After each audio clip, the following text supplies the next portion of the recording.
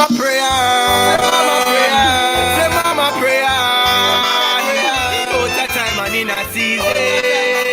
Have the reason. Yeah. Mama, please remember me when you need to pray this morning. In this time, pain is all I see. I'm not gonna live to see a new day dawning. Mama, please call me near the job because it's not the same. We need relief because we're in a pain. We say it's rough out there, it's not a game, man. Pray on, pray on, pray on. We need relief one day. We say it's trouble, say we're done. Pray on, pray on, pray on. She feel the pain from the first day of God. Pray on, pray on, pray on. One day we say it's trouble, say we're done. Pray on, pray on, pray on. Mama pray on. Mama no cry no more. She ball, day and night she a pray. Who I got she a call. She pray for behind, pray for war and the crime. Politicians a try, but she look to a Lord. So mama pray, and go deep in a fasting. You want your prayer if it last so long. On the belly and ball, no one fear your penny them missing. And go deep in a fasting. You want your prayer if it last so long. On the belly and ball, no one fear your penny them missing. Pray on, pray on, pray on. One day we say your trouble, say we're done. Pray on, pray on, pray on. She feel the pain from the first day of man. Pray on, pray on, pray on. One day we say your trouble, say we're done. Pray on, pray on, pray on. Mama, pray on, yeah. Say mama, please, not for a day. Don't stop my table for a minute. We're out of time and in a season. Because the time we know we are going to win it. And I know them are going to call. We hear the pitiless woman, them are ball. Break the girl away at 13. And kill the 8 months baby we just born. So mama pray on, yeah. So mama pray on and go deep in a fasting. You want to pray it will last so long. On the belly and ball, don't want to fear your picnic, them missing. I'm go deep in a fasting. You want your prayer it will last so long. On the belly and ball, don't want to fear your picnic, them missing. Pray on, pray on, pray on. One day we say your trouble, say we're done. Pray on, pray on, pray on. She feel the pain from the first day of God. Pray on, pray on, pray on. One day we say your trouble, say we're done. Pray on, pray on, pray on. Mama pray on, yeah.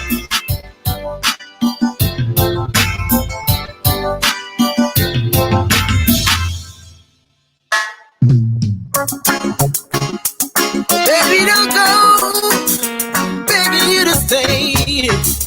Darling, don't go, no. Baby, I've hurt you so, burned you over and over and over again. But there's one thing I know, losing my girl is like taking the ink from a pen. Don't wanna let you go, so I'm gonna let you know that I really love you so. It gon' hurt if you walk out the door. Don't leave me, cause if you do, you take a big part of my heart away. Girl, I need you here with me. Don't leave me, you left me in a dark place.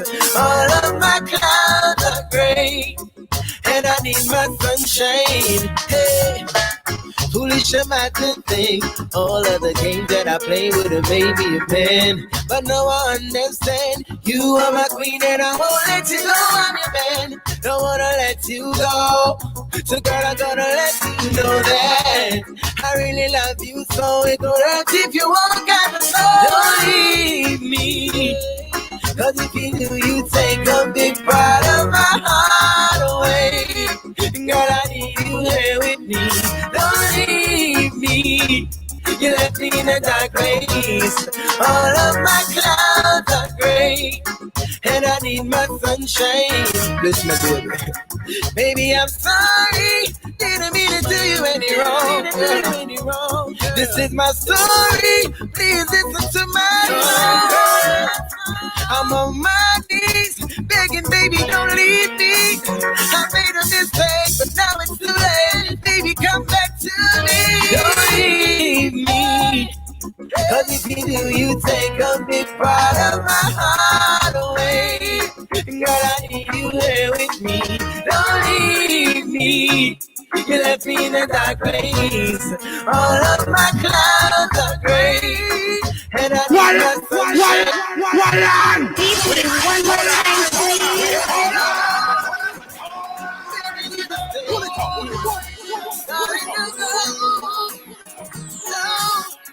Baby, I've hurt you so, earned you over and over and over again. But there's one thing I know, losing my girl is like taking the ink from a pen. Don't wanna let you go, so I'm gonna let you know that I really love you so. It gon' hurt if you walk out the door. Don't leave me, cause if you do, you take a big part of my heart away. I'm just let the tune down. I'm just let the music flow. I keep on representing for the fullest, yo, DP. The music. Great, and I need my sunshine. Hey, foolish am I to think all of the games that I play with a baby a man. But no one understand. You are my queen and I won't let you go. I'm your man. Don't wanna let you go. So girl, I'm gonna let you know that I really love you so. It gon' hurt if you walk out the door. Don't leave me, cause if you do, you take a big part of my heart away. Girl, I need you here with me. Don't leave me. You left me in a dark place. All of my clouds are gray, and I need my sunshine. Listen, my baby. Baby, I'm sorry. Didn't mean to do you any wrong. This is my story. Please listen to my song. I'm on my knees, begging, baby, don't leave me. I made a mistake, but now it's too late. Baby, come back to me. Don't leave me, cause if you do, you take a big part of my heart away. Girl, I need you here with me. Don't leave me. You left me in a dark place. All of my clouds are gray, and I need my sunshine. Don't leave me, cause if you do, you take a big part of DP, my one more heart time, away. please. Baby, don't go. Begging you to stay. Darling, don't go. No. Baby, I've hurt you so, earned you over and over and over again. But there's one thing I know, losing my girl is like taking the ink from a pen. Don't wanna let you go, so I'm gonna let you know that I really love you so. It gon' hurt if you walk out the door. Don't leave me, cause if you do, you take a big part of my heart away. Girl, I need you here with me. Don't leave me. You left me in a dark place. All of my clouds are gray, and I need my sunshine. Hey, foolish am I to think all of the games that I play with a baby a man. But no one understand. You are my queen and I won't let you go. I'm your man. Don't wanna let you go. So girl, I'm gonna let you know that I really love you so. It gon' hurt if you walk out the door. Don't leave me, cause if you do, you take a big part of my heart away. Girl, I need you here with me. Don't leave me. You left me in a dark place. All of my clouds are gray, and I need my sunshine. Listen, my baby. Baby, I'm sorry. Didn't mean to do you any wrong. This is my story. Please listen to my song. I'm on my knees, begging, baby, don't leave me. I made a mistake, but now it's too late. Baby, come back to me. Don't leave me. Cause if you do, you take the best part of my life. I'm gonna select the tune now. I'm gonna select the music flow. I keep on representing to the fullest yo. All of my clouds are gray, and I need my Starting off this show with a Portland native, cause if you do, you take one of Rude Like That Productions. my heart away. Girl, I need you here with me. Say don't leave me. You left me in a dark place. And it's very coincidental that I'm playing a song about leaving and left me in a dark place and ink from the pen and all of this. I'm not trying to, throw any word or anything like that. So let me welcome you to what I call Jamaica Election 2020 Review. And let me let you know that I'll be having several guests that will be joining from time to time for different reasons, but that is all. Part of the reason why I didn't even advertise that I'm starting at 7 is because I was trying to finalize the show. I wanted a big panel. I tried to make it fair based on who I invited, but I think those who have accepted my invitation will be here. One of my guests will be joining me on the phone, so you won't be seeing his face. But like I say, it will be on phone. And the reason why I've invited him is because I heard him on a previous show this morning and he sounded very balanced. So I was trying not to get, because something else I realized that a lot of people coming out now, that come out statement that them use, or they came out. A lot of people now, even people that I know were so conservative and reserved. The day before the election, I saw them making some posts. And I said, hold on. I actually had to say to one of them, I said, hold on, when you get so bold and brave, so some people now, although they said they were on the fence or they don't really into politics and them not back no party, I saw them coming out. But like I said, this person, based on what I heard from the person, sound balanced and fair, and is somebody like, should I say, used to be like me, who wasn't a voter.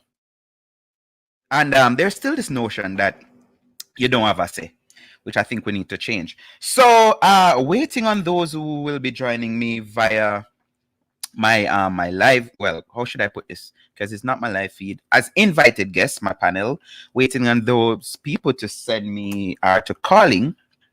And until then, I'm going to find out if my brethren want to join me on the phone right away. But I don't know, me always, for some reason, I put this song as the theme song discussing politics. So let's go. Share the video. Invite your friends. Good evening, Lynette. Good evening, Sharon. Who else me did see? Ooh, I met a girl this morning. Shamaya. It was love at first sight. Ooh, I met a girl this morning, and she was beauty to my eyes. I asked her where she from, she tell me in the topics. She asked me what's my name, I tell her I am Connie. And I said, girl, tell me what's your name, and she tell me that her name is Jamaica. And I said, smile, girl, smile. Smile for me, Jamaica. And I said, smile, girl, smile. First, let me say thanks to the Almighty for sparing us and for guarding us with his mighty hand. We went into an election with the backdrop of a pandemic. And you will notice that I'm speaking to you while still wearing my mask as a symbol that we are still under serious threat of the pandemic. By and large, I think most Jamaicans tried to abide by the protocols. I want to give the assurance to Jamaicans tonight that your government will continue its effective management of the COVID pandemic to keep you safe and to protect your livelihoods. No doubt we are entering into a new phase of the pandemic, an inevitable phase of the pandemic, and that will require a new strategy of management. But whatever we do, you can rest assured that we will keep you safe. We will keep our frontline workers safe. We will make the necessary allocations in our budget so that you can be cushioned and cope with the economic fallout that accompanies the pandemic. Tonight, the victor is the people of Jamaica.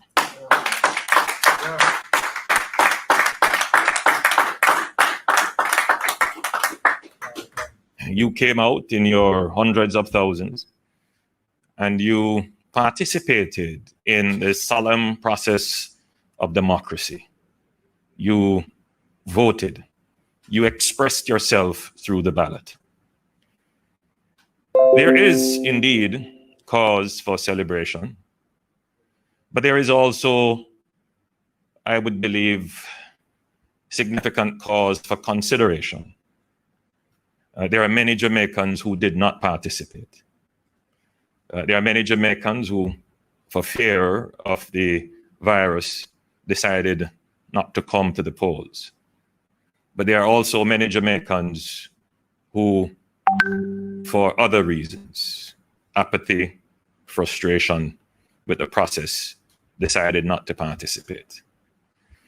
So even though we have this overwhelming majority and the people have given us the mandate that we require, we are still considerate of those Jamaicans who still look on with some suspicion, some concern, some apathy on the political process. So we are very cautious in our approach to receiving this overwhelming majority. It must never be that the government that emerges from this victory takes on any characteristics of arrogance, of inhumility. It must never be that the government that emerges from this victory takes the people for granted in any way. As I stand here tonight, I am obviously happy to have won, but I want to assure all of you that I do carry this burden with great consideration, expectations of not just those who elected us, but those who are looking on us for future decision as to whether or not they will participate in the process. And I want to say to those persons who didn't participate this time, that we, as a new government with a mandate that is indisputable, that we will conduct ourselves in a way that will make you proud as well and make you want to participate the next time around. I raise this in my acceptance, and I don't call this a victory speech, because with such a large mandate, it brings a whole new dynamic as to how we manage government. In our last government, the narrative of corruption dogged us. It is not something that we can hide away from. I want to be clear, because there are many persons who will now be assuming state authority, who may not have the understanding as to how that authority should be used. They will know clearly that this government does not stand for corruption.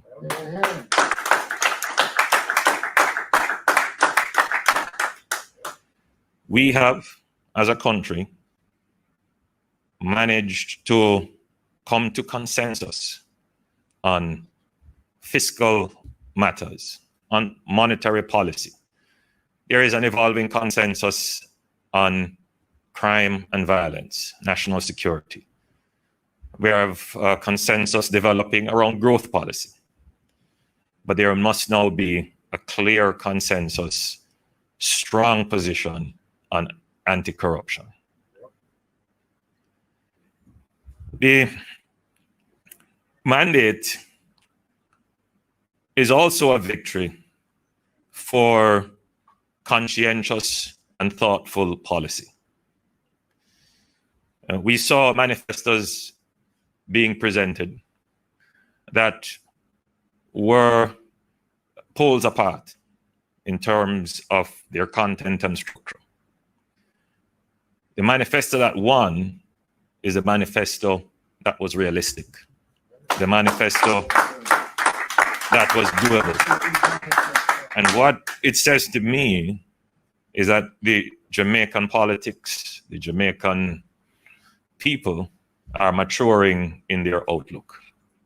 They understand that populist policies can have a destructive impact on the national good. So in that regard, Jamaica has won. We've had a very, by and large, a peaceful election, an election that can be emulated by other countries, and we must all cherish our democracy.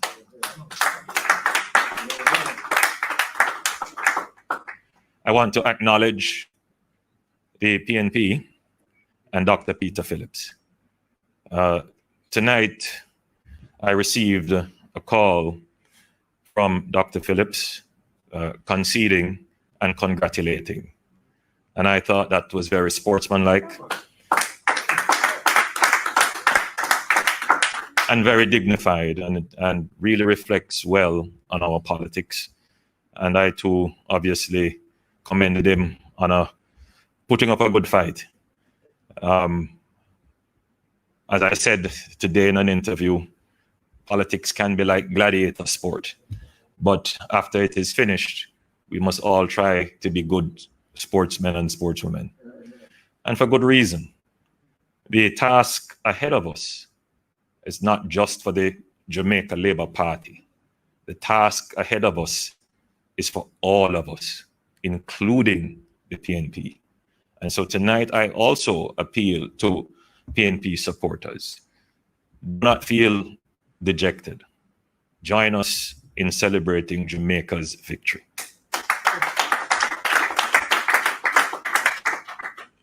You will have a very important role to play in Jamaica's stronger recovery. And I'm clear that there should not be any victimization, any retribution, any malice in how we move forward as a government. We must embrace everyone. We need everyone on board for Jamaica to recover stronger. As I close, I want to thank my family, my wife Juliet, who is still in our constituency. I brought my younger son with me for him to get some insights into politics. I want to thank the campaign team. You would have heard from Babsy and from Desmond and Nigel. But I want to have a special commendation for Kamina.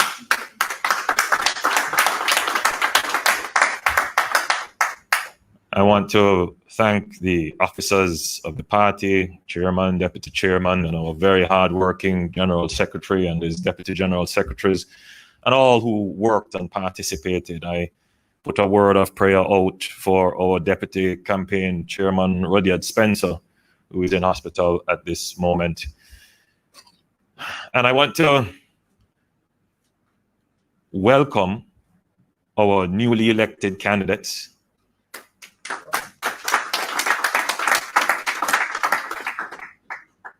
And for those who were not successful at the polls, to say that your effort contributed to the victory and you are a part of the winning team.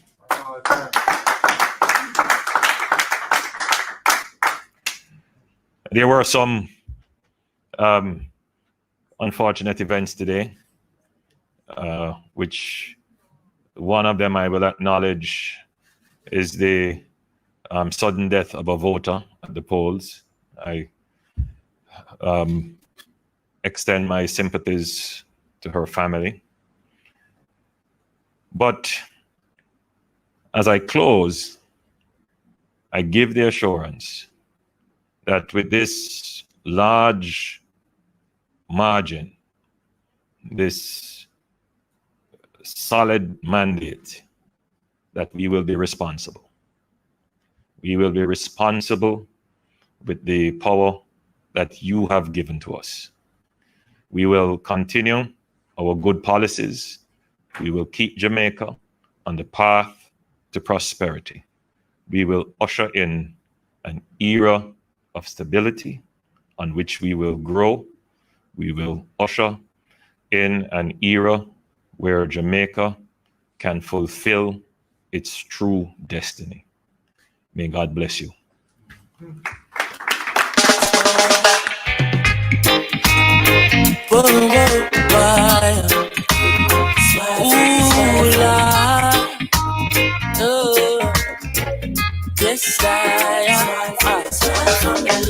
I met a girl this morning.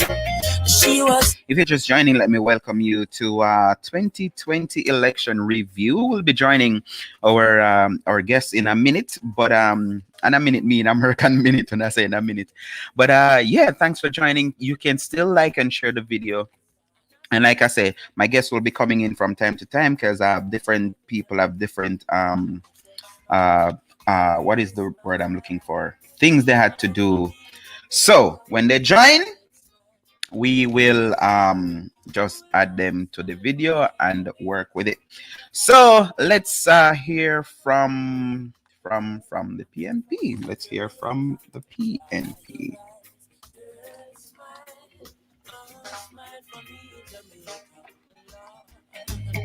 She have a rich history. Alright, for some reason when I maximize this, it does not come in. I don't know why. So let's try that again. Sunset on the evening season. But she tell me say she tired of the exploit and the liars. She give them reggae, give them beaches, give them flowers and the ferns. All she got is abuse in return. But I say, don't you worry yourself, mama. Hey, Chronixx is here to your help, mama. Ooh, I said, no worry yourself, mommy. One thing me, I beg you do for me. And I say, smile, girl, smile. Smile for me, Jamaica. And I said, smile, girl, smile. Hey, smile for me, Jamaica. Never you cry, here am I. Girl, I'm here for you, Jamaica. What must I try? Oh my. And that she asks me, and this how I'm say, sweet, sweet Chronixx, you forgive them, give them. The one drop beat on a rhythm. Are you party that they perceive to be as disunited? And that's why so much effort was put in for a party that they perceive to be as disunited. And that's why so much effort was put into resolving. So they should not think we did do a good job, a credible job, in bringing back those of the comrades who did not win in September last year. To be a part of the campaign, I myself worked very closely with Comrade Bunting, and we ran an excellent period. Perhaps we didn't have enough time to convince the Jamaican people that we were solidly and totally united. Go on the yard, go sit down, but enough time. People are tired. Wake up tomorrow morning and accept the facts that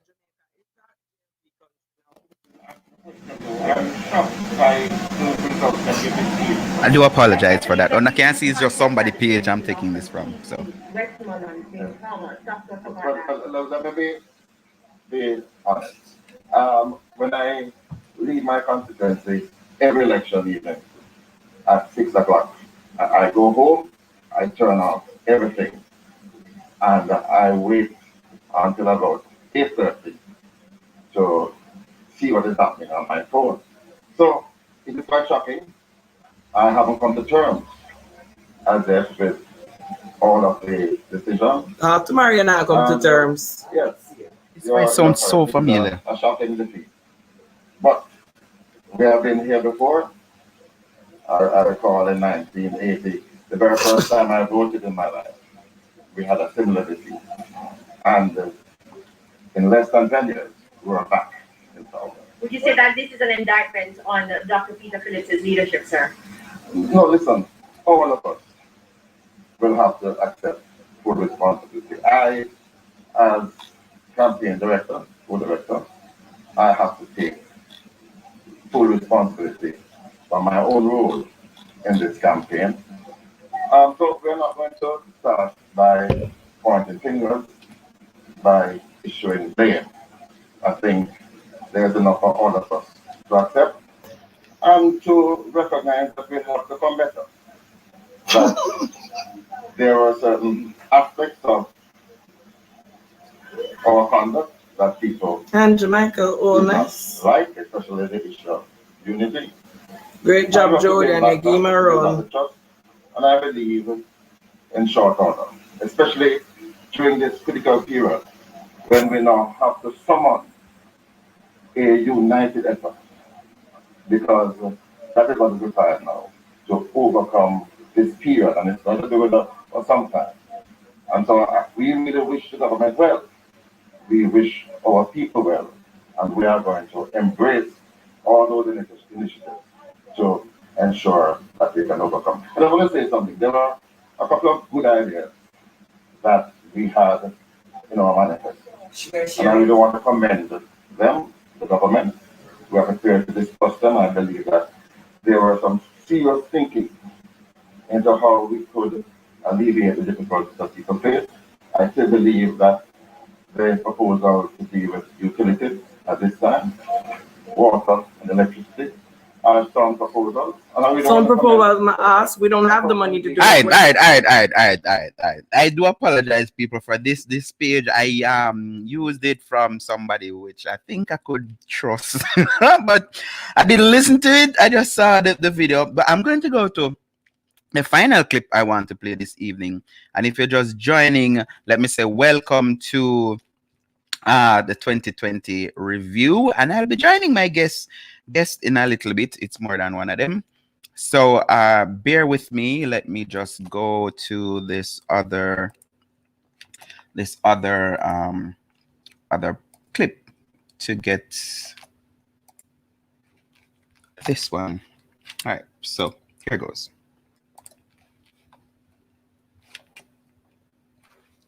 This morning, we got a short notice. Me?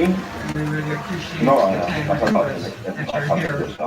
This morning, we have this statement and we of have President of the People's people in the National party Party who and the are leader of the qualified. opposition, Dr. Peter Phillips. All right. Okay, so Dr. Peter Phillips don't want to play because every time when I maximize the video, that is what happened. Why? I don't know. So I'm going to go to my start off with one of my guests. The other one that's supposed to call in, Mr. J. You can go ahead and call in. Yes, I am. Ooh, I met a girl this morning. She was love at first sight. Ooh, I met a girl this morning, and she was beauty to my eyes.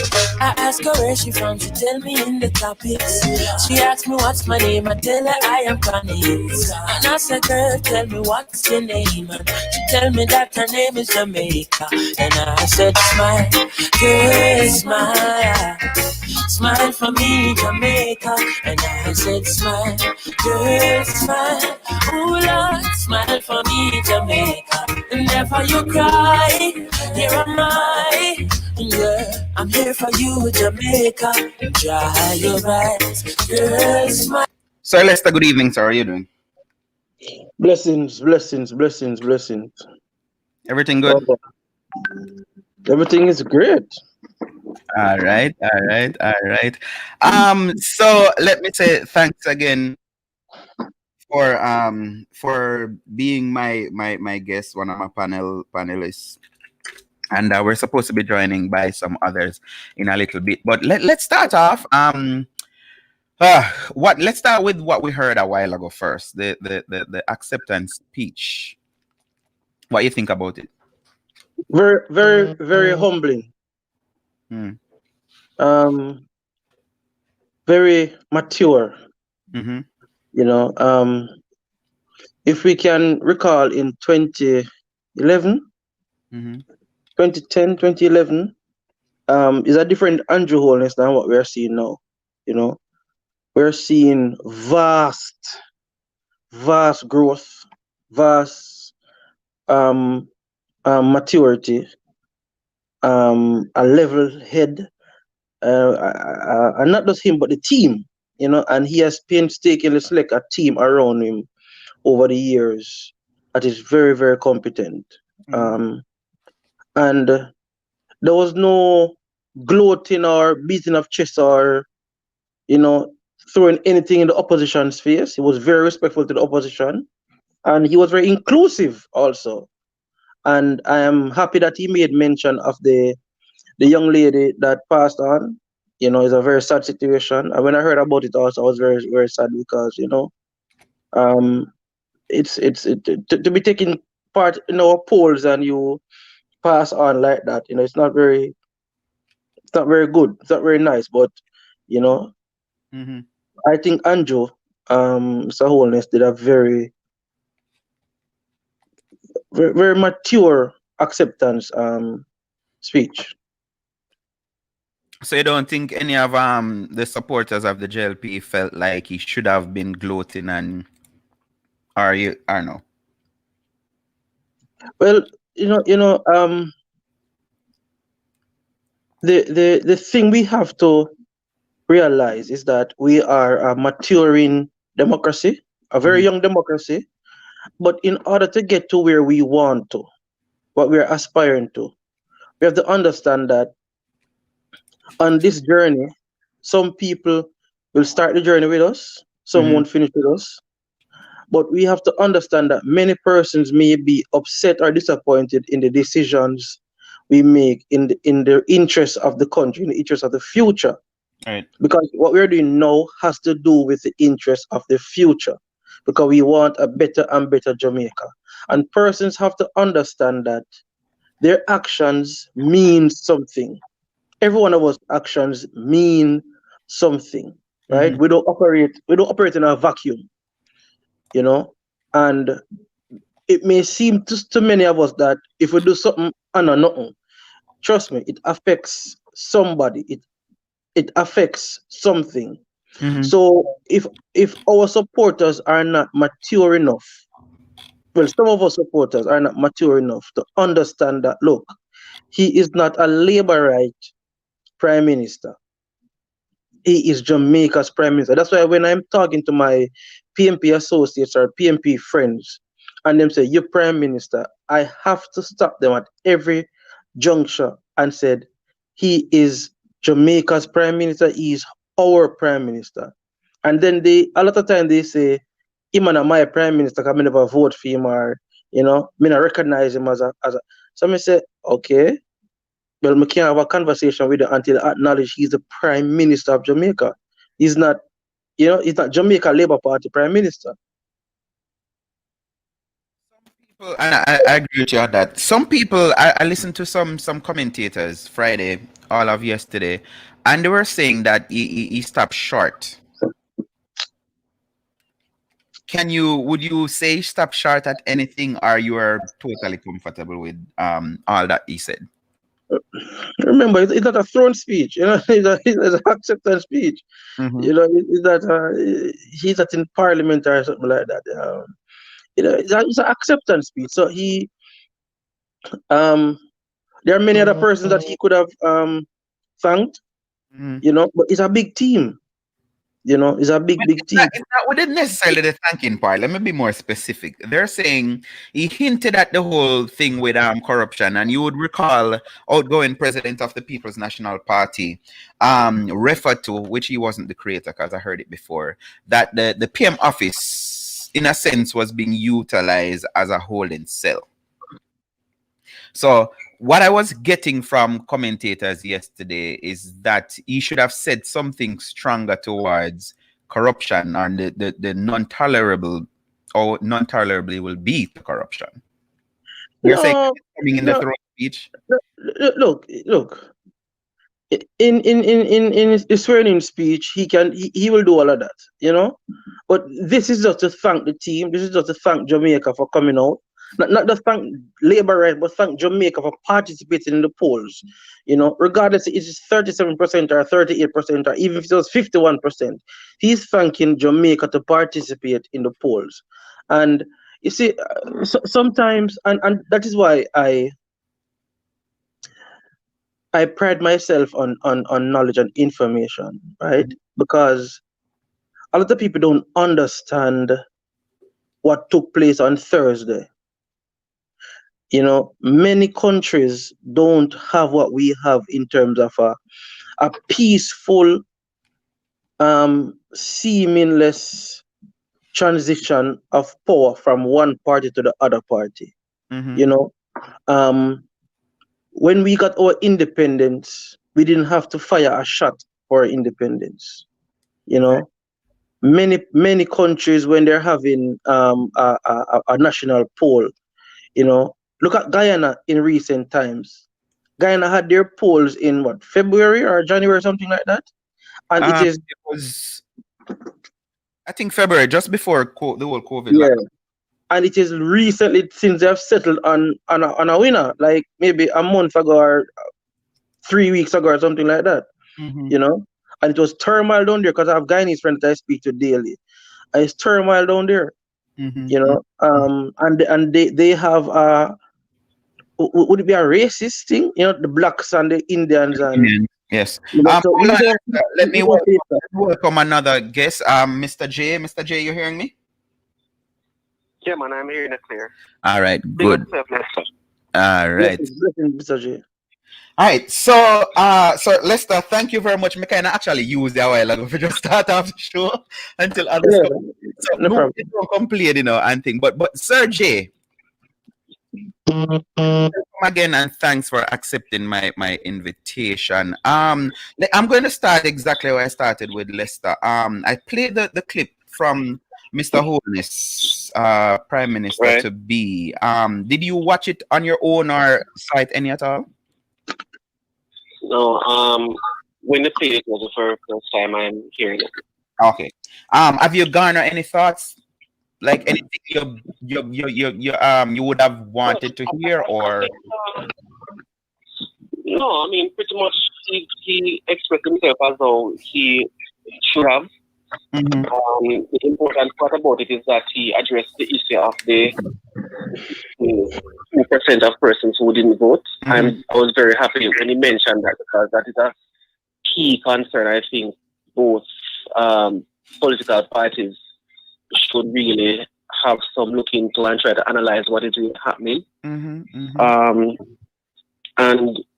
you know, the usual, he gave commendation to his team. He gave commendation to the losing party as well for their participation in the democratic process. You know, and last but not least, which he mentioned as to giving acknowledgement to the family of the person who lost his life. That is very good, which means that he is in tune with the minute things that are on the ground. Because that is something that people would easily overlook and just focus and listen at the preliminary, say 49 seats, and let that get to them head. So, you know, to actually took time out to actually mention it. That he demonstrated was very necessary at the time. All right, so it would be good. It would be good that humility continues right through, because they won't take for granted the fact that it was a resounding victory. You know, and they are expected to perform. It would be good to see, especially with the new success MPs, the new candidates, that the new MPs elect.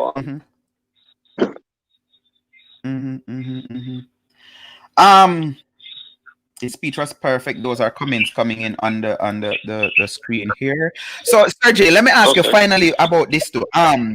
I heard commentators and calling programs, both host and the guests, saying he should have said something more definitively to where corruption is concerned. And the speech now is that he was using his office of the Prime Minister as an holding cell for people who were fingered into corruption and all of that. You kind of hint something about corruption, but was it dealt with good enough, or you think later on then you look forward to hear more? All right. There are a few things to consider. Looking at the election itself, I'm going to get to that. Like you mentioned a while ago. There are a few things to consider. The election itself, in my opinion, for the People's National Party, was that it was a rejection of the party. So it was more than a loss.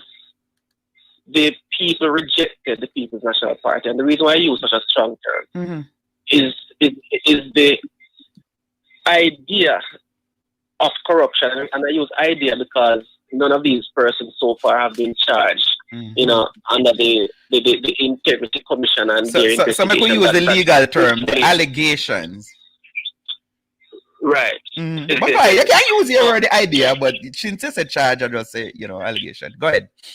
Right. Now, sorry. When you look at how the Jamaica Labour Party won, despite the resounding call where corruption is concerned, I have always been of the notion that the same Jamaica no problem, the slogan is actually a curse to us. Because we do have problems, and a lot of problems. We probably have more problems than do we have solutions, actually. And if a party, and you cannot write wrong with wrong, when you're going to say another party was corrupt as well. True. It doesn't mean that what is happening now is correct or is a means for you to continue with. Because Jamaica in itself is ranked very, very, very, very low as it relates to being one of the top corrupt countries in the world. If you look at it, look at the stats. It's on online. We are very, very, very corrupt in the eyes of the world. One interjection I have to make though, Sir J, is that is a perception index. All right, here's what happened now. As a Jamaican, presently, in present time, I feel like almost every business that I conduct, I am being hustled. And I'm a businessman. I know that feeling. Right? And I feel like every business that I conduct, I am being hustled. And the hustle feels like it is the way how things are. I just for things set. The norm. That is how things the are norm. being said now. So that by itself speaks a lot to the trajectory. Now, if our leaders are doing certain things and the people aren't crying out as much as, in my opinion, as they ought to and demand and instead of answers, then it suggests for us to watch further to see if it's going to continue or people gonna get more creative as to how they are gonna be corrupt. As I said, you have the Integrity Commission, the controversial for one office. You also have other bodies, investigating bodies, MOCA, etc. Right. But some of the times they go off the small man. For example, the youth in Manchester. The municipal corporation. Yes. I don't see the life of me how can a deputy superintendent move with $400 million. I don't see it possible. The corporation don't get that amount of money to spend in any single individual. Period. Yeah, and there's also a procurement process. But Sir J, it's funny you mentioned that, because when I hear people question that, even I have the clips, but I'm not playing no clips. More I hear from person, I think. But even Mr. Bunting himself, he said that, the investigation started under his watch and there were things and just that. But other people saying, who have nothing to do with politics, because I talk to a lot of people and them say, listen, you can't tell me say no politician never have nothing to do with that. That is what people are saying. Well, as I said, in terms of how the municipal corporation operates, no officer gets allocation. No officer gets allocation, right? So I don't see how one individual to move that amount of money get wealthy outside and they are not others higher than the 5 that they prosecuted. I don't see it possible, but where I want to go in relation to I was about to ask. the whole speech and corruption. I don't think it was a place for it. It delves so much in how we're going to deal with it. You're talking about a victory speech. As I said before, he did what he needed to say. I mean, what people would want to see is, boy, guess what? No, I get rid of money, I get rid of money, I get rid of money. The business is not, you don't run a business like that. And even if you ever scold somebody, come out of public and scold people in public. Exactly. We're talking about professional way of doing things. But one thing I'd like to add to your show. Go ahead. Is that a rich country does not necessarily equate to rich people. In other words, we can do all we want about we're building the economy. But in the building of the economy, and you say providing jobs and do this, you can provide jobs at a micro level. Construction job is short term. When there was G for the PNP, it's hope for the JLP, it's short term. There's NYS, which is a good program. NYS to me is a very good program, but it is also short term. So yes, we do provide jobs, but we need to talk about sustainability. We need to talk about the thousands of kids that are graduating on an annual basis from both high school and university, tertiary education, colleges, right? How are they a resource now, a human resource, being protected from the brain drain? You can't tell me that BPO, which employs thousands, there are people with degree and masters aren't affording a BPO. Yes. So things like those, you can provide a job, but we're talking about sustainable living. My salary that I used to earn, and if I look on projections, what it was valued and the increases of salary where you would have not gotten, which means that you have less disposable income because cost of living has increased. You have family growing, so the demand on the said income is the same. So while you're creating jobs for new employment, what about those also who have current employment who can barely make ends meet, who probably have exhausted an NHT loan, paying back their mortgage and can't get a loan, which means the boy them have to find money. I don't understand them also because their family are broke. Yeah. What are we doing for those persons now? So you provide almost thousands of housing for new income owners. Before I move on to Lester, because I don't want Lester so I bring him on and make him talk like I did the last time. But that you mentioned a while ago. That you mentioned a while ago. Did you see anything out of either? And let me tell you, people, the reason why I invite Mr. J to the show is because I heard him earlier and he sound neutral. He never sound tribalist. Me never hear him talk for PNP or JLP. So I wanted somebody neutral. I've invited 3 PNP people, still waiting on them to come on. And Lester is here in his colors, so I'm going to have to tell you who he's representing. So if you're just joining, we're reviewing the election 2020, and I see somebody say, if it's not over, the review is not over. We just start the review. So welcome to the show. Hope you listen and learn. But I was asking you, Sergey, did you see or hear anything from either of the parties' manifestos talking to what you just said? Because I think that is something that is very important to the future of the country. Not at a great level. I wasn't really paying much for what from the manifesto, because you hear pieces of it. Right. It was really a short time for an election. It was very difficult for both parties to really canvass and get certain things out. So me can't speak much as to pros and cons. That was deliberate, That was deliberate. The time span. Okay. From your party? From the JLP, yes. Well, hold on, Sergey. Let's move over to Lester. Why was that deliberate? everything that is a chess move, and everything is a strategy, right? No, it made sense, Lester, and I agree with you. Remember, sorry, Jay, for cutting you. Sorry. Remember that Andrew's popularity was 70-something%, right? I think he went up at one point, peaked at 82. Yeah, but I mean, in recent times, it was mid-70s. We don't know if in October or December or March next year, if he will still enjoy that popularity. Right.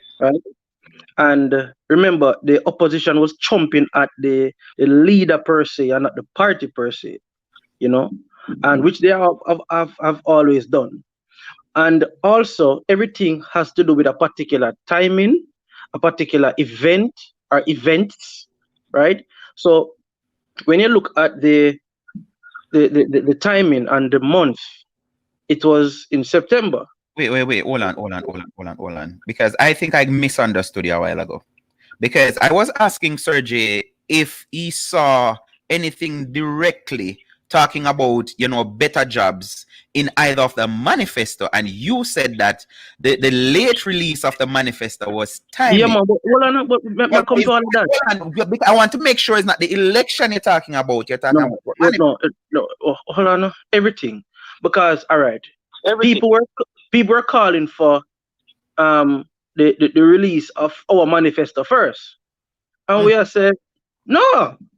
The opposition have something to prove. We have a track record, we can show what we have done, right? They have to present themselves, to show themselves and say, look, this is what we are planning to do, this is what we are about. Now, when we see what they have done, I mean, we had our manifesto, because there are certain persons that I speak to that that may get the insight. Now, you remember how close the manifesto dropped to the actual election date? Yes. Right? So all of that was strategic.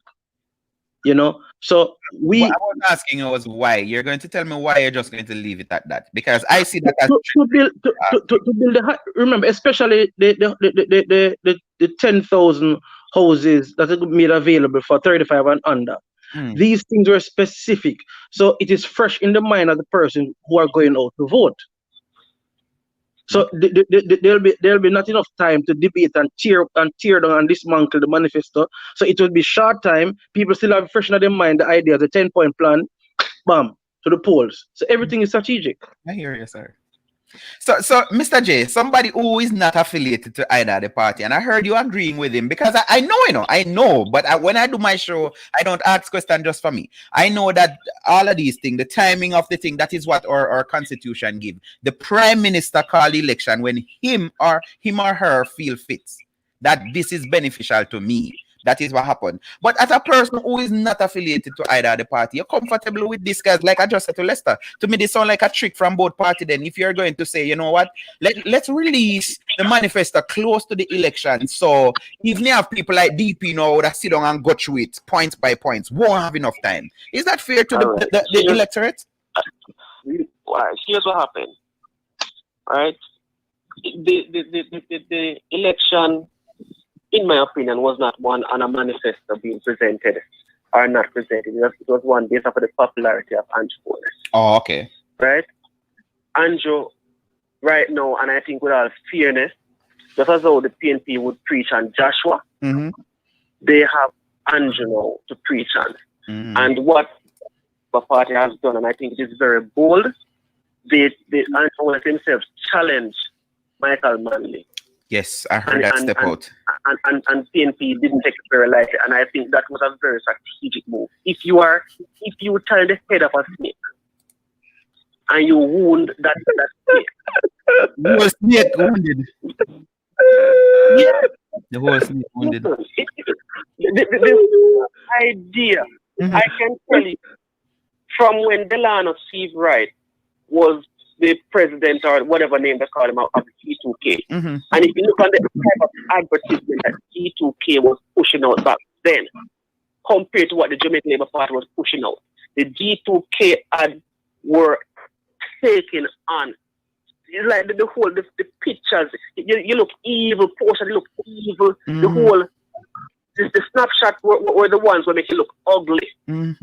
That's what media is about, and they have taken the time to master that. They've done very good PR, and it was just right. But hold on, Mr. J. Hold on, Mr. J. I interject, Mr. J. Hold on. Andrew Holness cautioned Delano Seabright against doing that, especially attacking Portia's education. He cautioned him about doing that. So I just want to put that in there. Yeah. Right, but guess what? It worked. Because even now, it is being done in an indirect way, more subtle. Because remember, social media, a lot of things happening on social media with Daryl and Valerie, between Daryl and Damian Crawford. So things are happening outside of the main media houses. And I think some of these things are by design and by strategy. Right now, Daryl Val is the 50 Cent. You take him on, you expect to get crushed. So you have to know PNP would have to go revamp, rebuild. However, with 62% of voters, eligible voters not voting, it means that there's room for at least 2 more parties to win an election. So it's a very dangerous thing on behalf of the 2 parties, existing traditional parties. But it can be a positive thing for the next generation to come, because the generational politics has right now pretty much that 82 in that 62 undecided are the people who will make another party. Right. And if another party comes with presenting itself properly and showing that people can actually live in Jamaica, not just safe, but then have to fly out to survive in Jamaica. That party will have the eyes of people even like me, right? Who never knew the rates. Because someone can speak a language to me of realism, not just economics and playing with words. Right. Beautiful speaking. Less I wouldn't know. But I've worked in the government system from 1998, and I just resigned from the system in February. One thing that they had respected about me, of the way how neutral I was, and one that also cared about me, is how neutral I was. Because everyone would have been happy at the end of the day. Now, one other thing about it is that the tribal way how it is presented to us. And you see, from the last election, when people expect the boy, the next after election, boy, I'm not supposed to the this ever go on, it proved that there is a change, and this year is making it better. Even despite COVID. You see, with COVID now, it affects both parties, so no party shoots the boy because of COVID, make them people never turn out. No, because they can mobilize people. All right, hold on, Sergey. I don't know if you're seeing my screen, but there is some new development, Jamaica debates, and okay. Well, on my screen right now, I'm sharing from Jamaica debates. I think it's News 19, whatever. There's a tie. So the update now is that JLP Daniel Lawrence and PMP Luther Buchanan is tied at 4834. So both of them are 4834. The independent is at 30. So JLP now at 48 seats, PMP still at 14. Let me go to Lester so we can try have a balance here. Lester, what do you have to say about this? Which one? The seat thing? Yeah, man. The latest. Oh yeah. No, I heard about it about half an hour ago or so. The presiding officer presiding officer, right? He voted for the PMP for Luther Buchanan, but it's going to go to a magisterial recount on Monday. But I expected the closeness of some of these seats. So, but we'll see. I am hopeful that it will be in our favor. Preliminary count was what, 6? The JLP was leading by 6. Yeah. Okay. What about you have anything you want to add to that, Sergey? You expect any seat to be lost or gained or anything, or you're not that deep in the politics? Yeah. I'm not going to say if you're a man on the neutral end, those things. I'm more about governance. Right. Yeah, I'm more about governance. You know, it's performance I'm looking at, and even for Ms. Val, for what she has done within a year, even if it was on the basis of she was forced to perform, if you take a name, action, and you know, it says something that you're prepared to do stuff, to produce, not about your mouth. So, right. So what I've seen, I truly believe that if right now, if Miss Val to run against her husband, she'll beat it. She'll beat it. Believe me. I've never seen in all of my years. I've never seen her before, but I've never. Her presence can be felt, but I've never seen that in any other. It's interesting that you said that, because I saw debates, an argument on Facebook, I think just this week, where somebody purported that they're originally from Portland and they went to Portland just last week, and they don't see nothing that she's doing, so they don't understand why so many people bigging her up and all of that. So when you say she's doing work action, like, just tell me, you know, what you would consider as things that she's doing. All right. Remember, you know, without finishing, only had a year basically. All right, and there are things. There are horror stories of when one party take over, when one MP take over. Certain projects have been derailed, and I've said this before, that even if Dr. Bloomfield has started a project, you know, it is good that it has continued. You have a midfielder up there the ball. I'm not wrong. The midfielder could have published score, but he passed on the ball for the forward score the goal. So at the end of the day, the people benefit.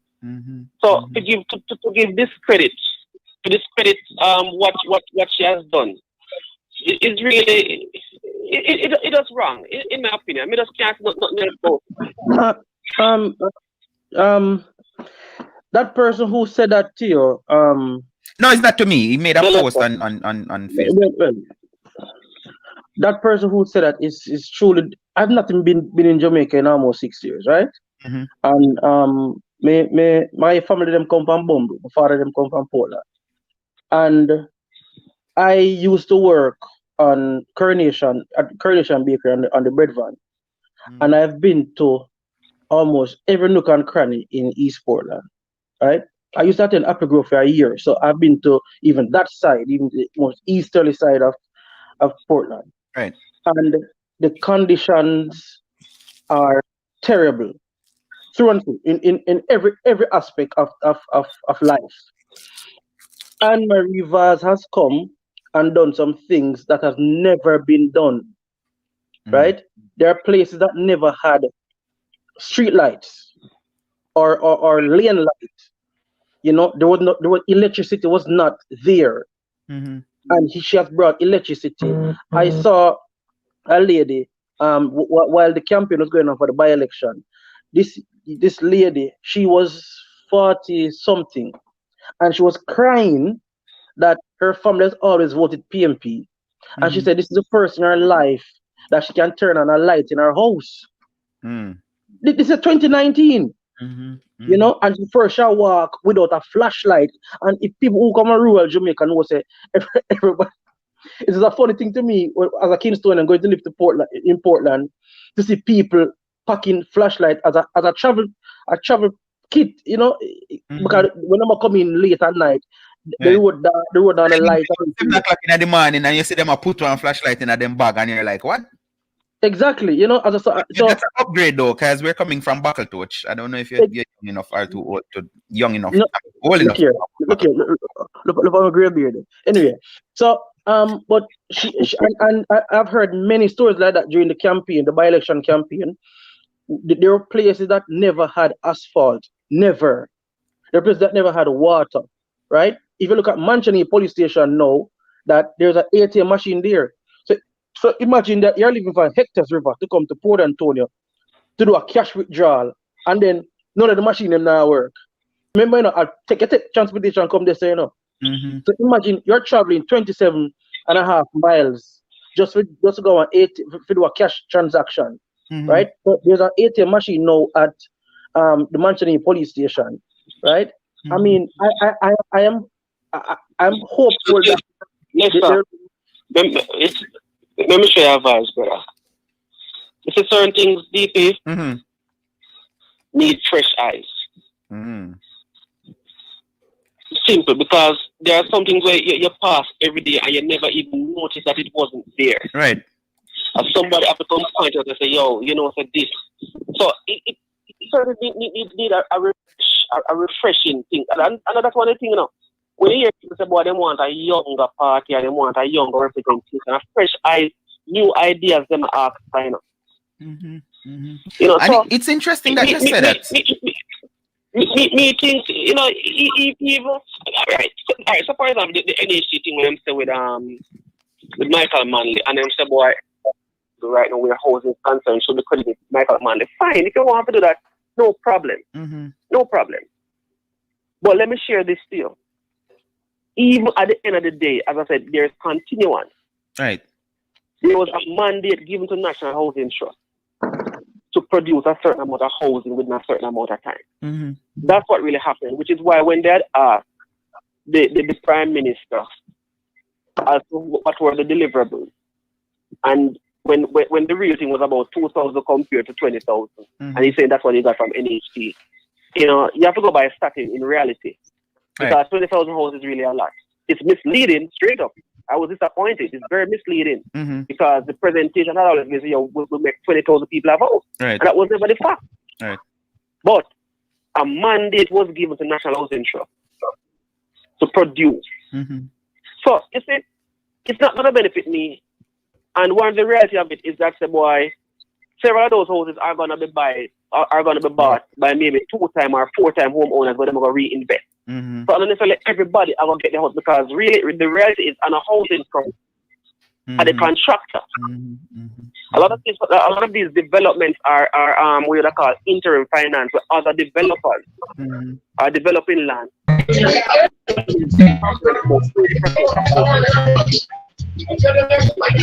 Right. So you get a feedback or something? Actually, I hear some sound a while ago, but Mr. Lindo has joined, so I don't know if it was him. So I went ahead and mute his mic, thinking it was him, because that was just. Was that from you though? No, I didn't know my call straight. Okay, so maybe it was Mr. Lindo. Let me see if it's him. Sir Lindo, good evening, sir. Sir Henry. I think him video freeze up, you know. Yeah, it looks so too. So like I said, guys, welcome to 2020 review, election review. Mr. Lindo supposed to be joining us. I still have 2 other people that's supposed to be joining us this evening. I don't know if you're hearing me now, Mr. Lindo. Let me try again. Even Sir Lindo.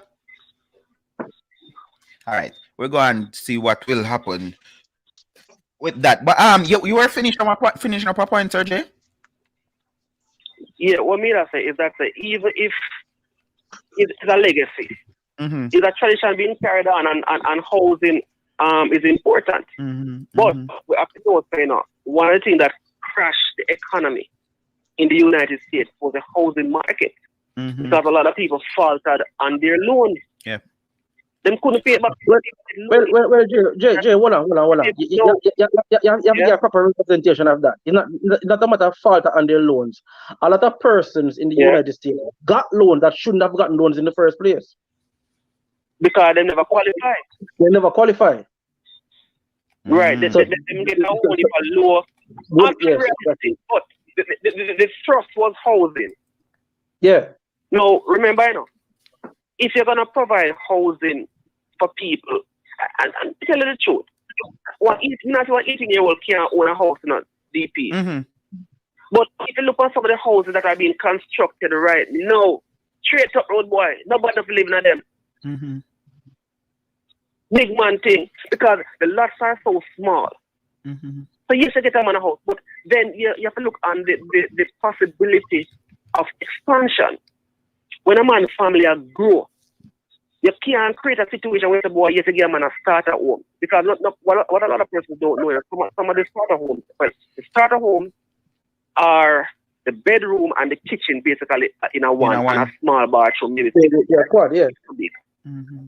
Mm-hmm. Right? So what about somebody that would say, Sergey, sorry to cut you, but midstream, but what about somebody that would say, well, half a loaf is better than no loaf at all? And let me use my example. I remember growing up in a one bedroom. Me, my mother, and my two brothers, them asleep on one bed.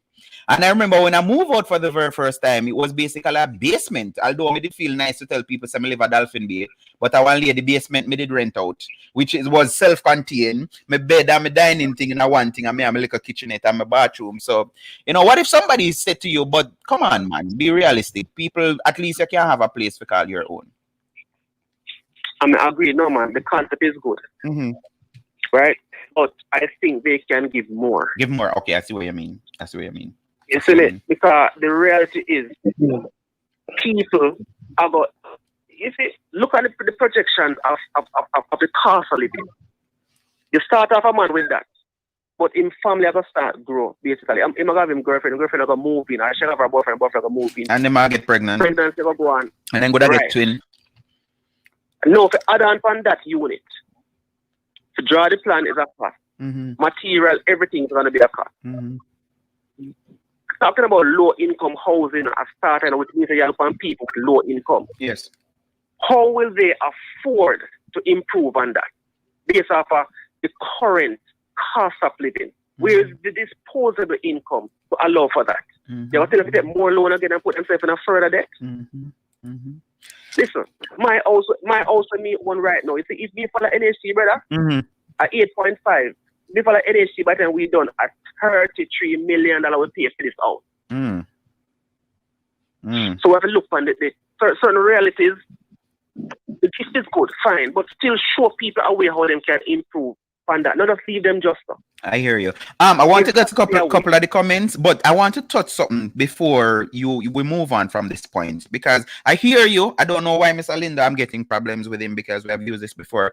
But this whole thing which bothers me when I hear the other day, people now determining what is what and which party should get. And even in Portland, because three of us talking now is from East Portland. Where is Michael Manley money build the police station? Is PMP road the works? What the relevance of that at this time? As you mentioned, yes, somebody started Michael Manley idea was good with NHD, but what is the relevance? You think that resonated with the voters any at all, or it was more of a turnoff? It was neither. I never have any effect in my opinion. And that listen, this election in itself was not won on any basis. It was just clear the popularity of Mr. Ole. I hear you, sir. You see me? Right? As I said, with Miss Vaz, she performed. She performed, so you can't take that from her. So if it's one person who we think never needs Andrew Ole, especially beside her, it would have been her. We can touch that a little bit. Let me see if we have Sir Linda now. Sir Linda, you here or no? Sir Linda rebooting. All right, so let me go to the comments. And I don't know if you want to say anything to that, Lester, because I don't want you to feel like me now make a talk, Melissa said earlier, JLP under the Holness leadership is the first to hold his ministers accountable by asking them to and face the court. She also said the opposition needs to stop fight internally and start focusing on the party as a whole. Sandra said Andrew Holness is the Vibes Cartel of Jamaica. Who else is here? Comments I need to read. Trying to get them in. Hey, Shireen says she's here. Mel again. Well, them did say Sister P dunce, but I guess it shows that you don't need a PhD to win an election. No, sir. The seats remains. I don't understand. The returning officer. All right. We will have will have to vote. Him not vote yet. Oh, so that is in relation to the seat in Westmoreland. Lester, she's saying the returning officer will have to vote. You said he voted, but Tinez is saying, did I pronounce it right? Miss McLean is saying that he hasn't voted as yet. No, we were leading by 8. Lisa survives. Latoya said the PMP need Julian Robinson now more than ever. That is where I want to go. Who do we see as the successor to thing? I'm going to go there. I don't know if Mr. Lindo is with us. No, you can indicate if you are, Sir Lindo. Still reading the comments. Miss McLean said the PMP will be out of power for a very long time. And Sandra says, true, because my area gets street light in Mansion Hill, Portland. And that is since but before we even go to the leadership thing, let me start with Lester.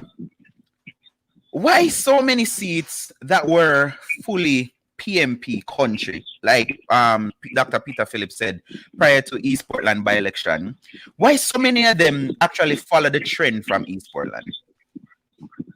Because as what Jay alluded to, action, you know.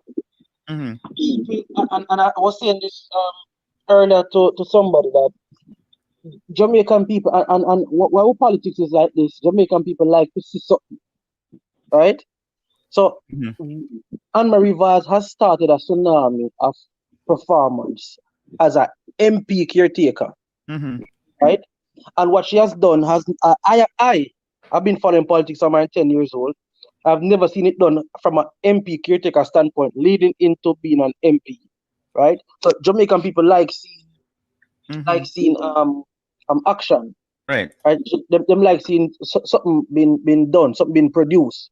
That's why our MPs over the years them deal with light, road, water, you know. So when we give people them tree something there, people say, "Boy, yo, the MP at work." When the Anne-Marie Vaz went a little bit further and dealt with a lot of social aspects of the constituency. When people see Anne-Marie Vaz roll out 2 coaster buses of women, of a coaster buses of 100 women, and go do their mammogram, we see them thing there. So other MP caretakers realizing this is a I'm losing your audio. Huh? Your audio went out a while ago after you said they wanted to do mammogram. Are you hearing me now? I'm hearing you now. Something I don't know what happened, but something happened. So you know, so the MP caretakers now have seen a blueprint that look, we have to do something tangible. You can't just go walk up and down anymore, right? So the social aspect of persons has to be addressed. People don't just want road and water and light anymore. So you said they actually pattern what Anne-Marie did, and that is what brought the victory. That's what you're saying? Yes. Yes. Comment here saying true, because the DLP is working. The need action, less talking. Do we have Sir Lindo now? No, we don't have him. Sergey, your take on the same question. What you think would have caused this mimicking of East Portland by-election? I couldn't say not to work with my learned friend, you know. Okay. I couldn't say because there are many allegations, and that is one thing where we don't really go with. Right. You know, but I want to talk about it because one such Sergey is that a Biden buy out the election. And I am saying, okay, say they bought out East Portland by election. Give me a second. Go ahead. All right, let me share something here. If a sitting MP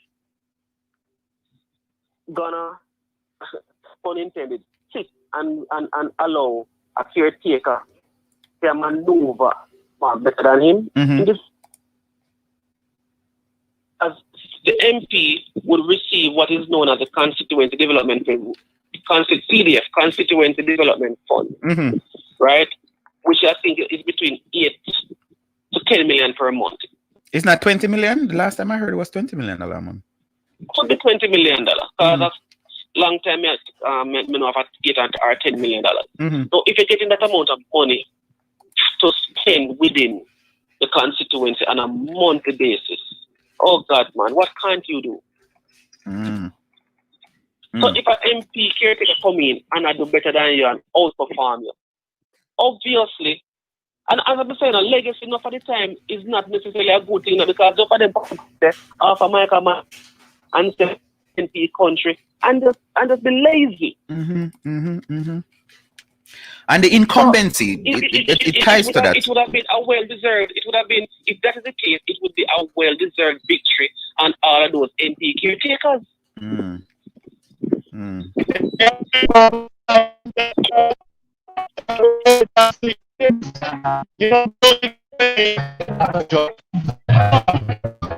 All right, I really have trouble with you, Sir Linda. So I don't know if you want to, Sir Linda, if you want to call me via Facebook Messenger, you can do that, because I want to hear from you. So call me. I'll do your video look clear up again. Let me try one more time to add you. You hearing me, Sir Linda? All right, I'm hearing like music coming in and not your voice, so I don't know what is going on with that. So I'm going to try to call you, Sir Linda, via Messenger. Sir J, I feel like I caught you in a midstream a while ago. Did I? No. I'm good. Right. Good. But you know, I mean, the question as to why they won, as I say, it's just I guess they did everything better than the other party in many ways and one. And I'm going to give a joke too. How no that great, because even when I think I'm losing you too, Sergey. You're moving, you're traveling. Okay, Michael Mann's own feet was us. Yes, that was a surprise. That was a coordinated. It's like a ninja attack. The man them have planned them thing from a long time, and they say, you see that 4 year, we're gonna do what we need to win again.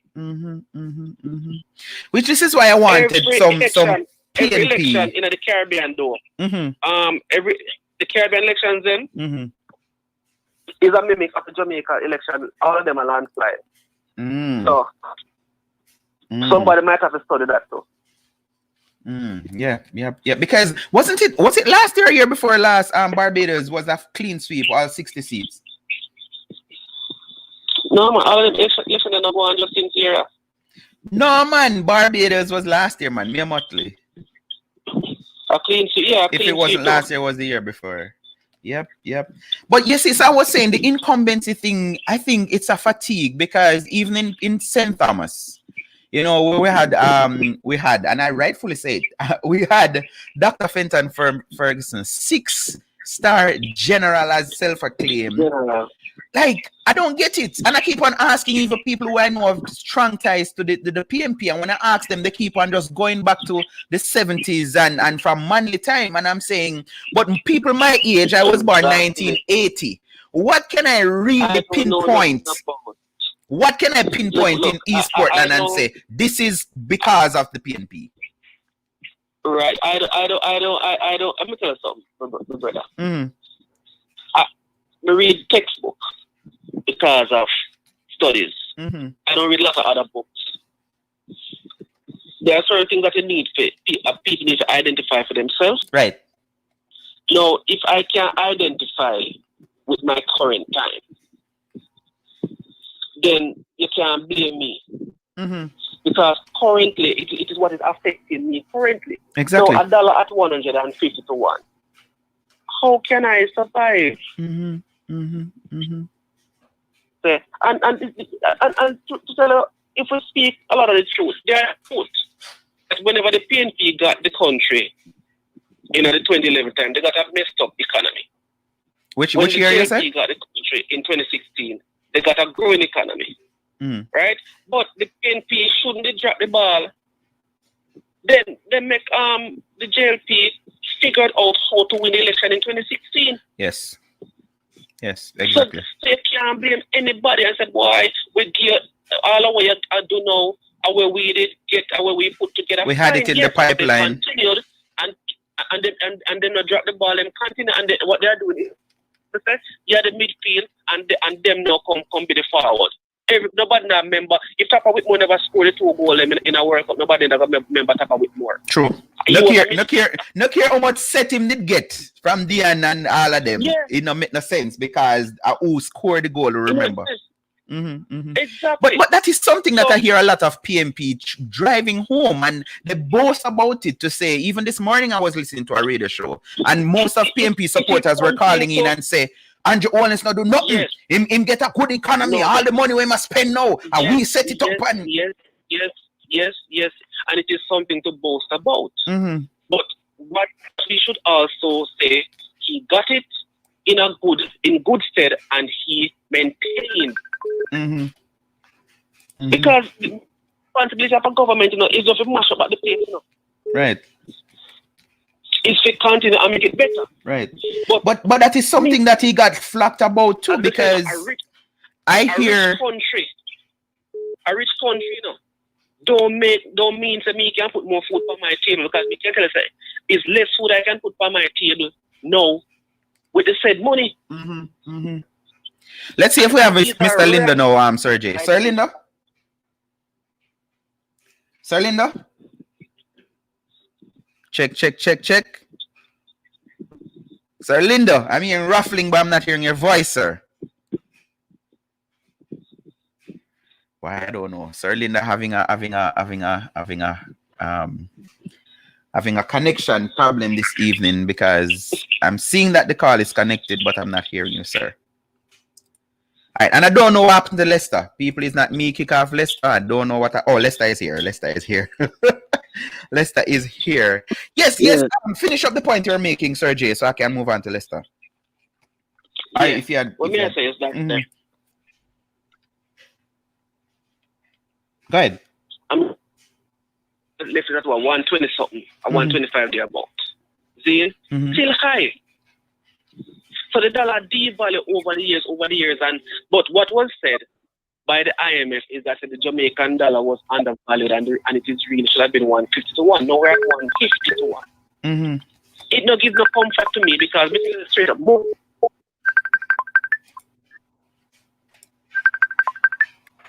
I don't want to say name US dollar. It's like poison to me. But I say no want to say nothing. Name US dollar. So for me right now, I remember back in the days, you could have got a foreign and buy one fridge, and buy one washing machine, and buy one stove, and go through customs and clear it. And you say, boy, yes, we save our money. We need to go to court. And we need to go price smart. Right. Now it's getting to price smart. You say any government will come with 3 basic things. I don't know if Leicester want to send out the message in Leicester. You hear me, brother? Yeah, man, Leicester, I hear you. One, right now, I have a sister in where crash was there. $140,000 for the pins them in her foot. The government medical system have the pins, which have to buy it privately, which ought not to be. Any government will fix certain matters to do with health, good for decades. Any government with education system to make it free, good for decades. Any government will tackle the custom duty and the dollar, good for decades. You must figure it out. The healthcare one, brother. Population cannot build an economy. You have to remember that part. That is fundamental. Healthy people are working people. So fix the healthcare thing. Make healthcare. Find a way to make healthcare less expensive in Jamaica. So welcome back, Leicester. Oh, sorry. Go ahead. This thing about student loan. They should not take loan to go get education, and then after you pay back loan, after the interest rate. As far as me, it should be student grant. You want an educated society, brother. For all, Sergi? Everybody. I can agree with you on that. Listen, you can't have a situation where opportunity is not there. these are government-run places. But Bridget, isn't this the truth? I know of government workers who them take leave, especially teachers. I have a friend, God bless her soul. She was sick. She knew that she was going to run off in America, and she put in for leave, and she came up, I use up all her cumulative leave, and they up in America run off, and I collect all the government money. So she depend leave till when the time basically run out. I'm saying that to say, I know of cases to where people take government money, the loan, not a grant, and them left go other countries. And what we're experiencing now, gone are the days. Our younger people nowadays don't think like we to say, listen, all if it's work, if a school you're there foreign, you still have to send back something for mommy and daddy because you're doing a little hustling on the side. No, young people know. If you talk to anybody under 40 living outside of Jamaica, them tell us, boy, them now go back to Jamaica. And them not have no need, them not have no house down there, and they not build no house and all of these things. So if you go so boom, now you say, all right, grant for everybody. And people say, well, my father, I'll do Jamaica nice, but my father and my mother live in America. Me, I go live in America, me, I go live in Canada, and all of that. How would that help the country? Let me jump in. I don't know how much you know about our securities now, Damien. But you see that loan thing, then the debt thing, the way you run off and go foreign and thing, it follow you, you know. Right? You see, a lot of the treaties always signed to them something there. A lot of persons who have debts, and they've run off to other countries. I'm saying I use the word run off loosely. You know, they migrate either legally or illegal. We know what we mean by run off. Yeah, you understand me? They have been found. They have been found and have been forced to pay these debts. It has been. I mean, it just in a broadcast. You know, so you can't really hide as much as you could per se back in the day. That's one. Two, may I agree with all of the points them in theory, in principle, with what Mr. J has said. The fact of the matter is we have to look at the reality of our economy, right? We have to look at the reality of our country. He said earlier that he had a feeling that every time in the business, he's been hustled, right? Jamaica is rife with corruption and has been affected by corruption. Corruption is at a high cost to government, the whole government operate. So it's one of the highest, apart from salaries, the cost of corruption are one of the highest factor in terms of how government operates. Once we get down corruption, and hear what me know, how our ministries them set up and stuff like that, people don't understand, you know. The ministries them basically autonomous, you know, right? And a lot of the ministries them just operate, apart from the Ministry of Finance, send money to them and stuff like that. A lot of the ministries them we have services raking billions of dollars, right?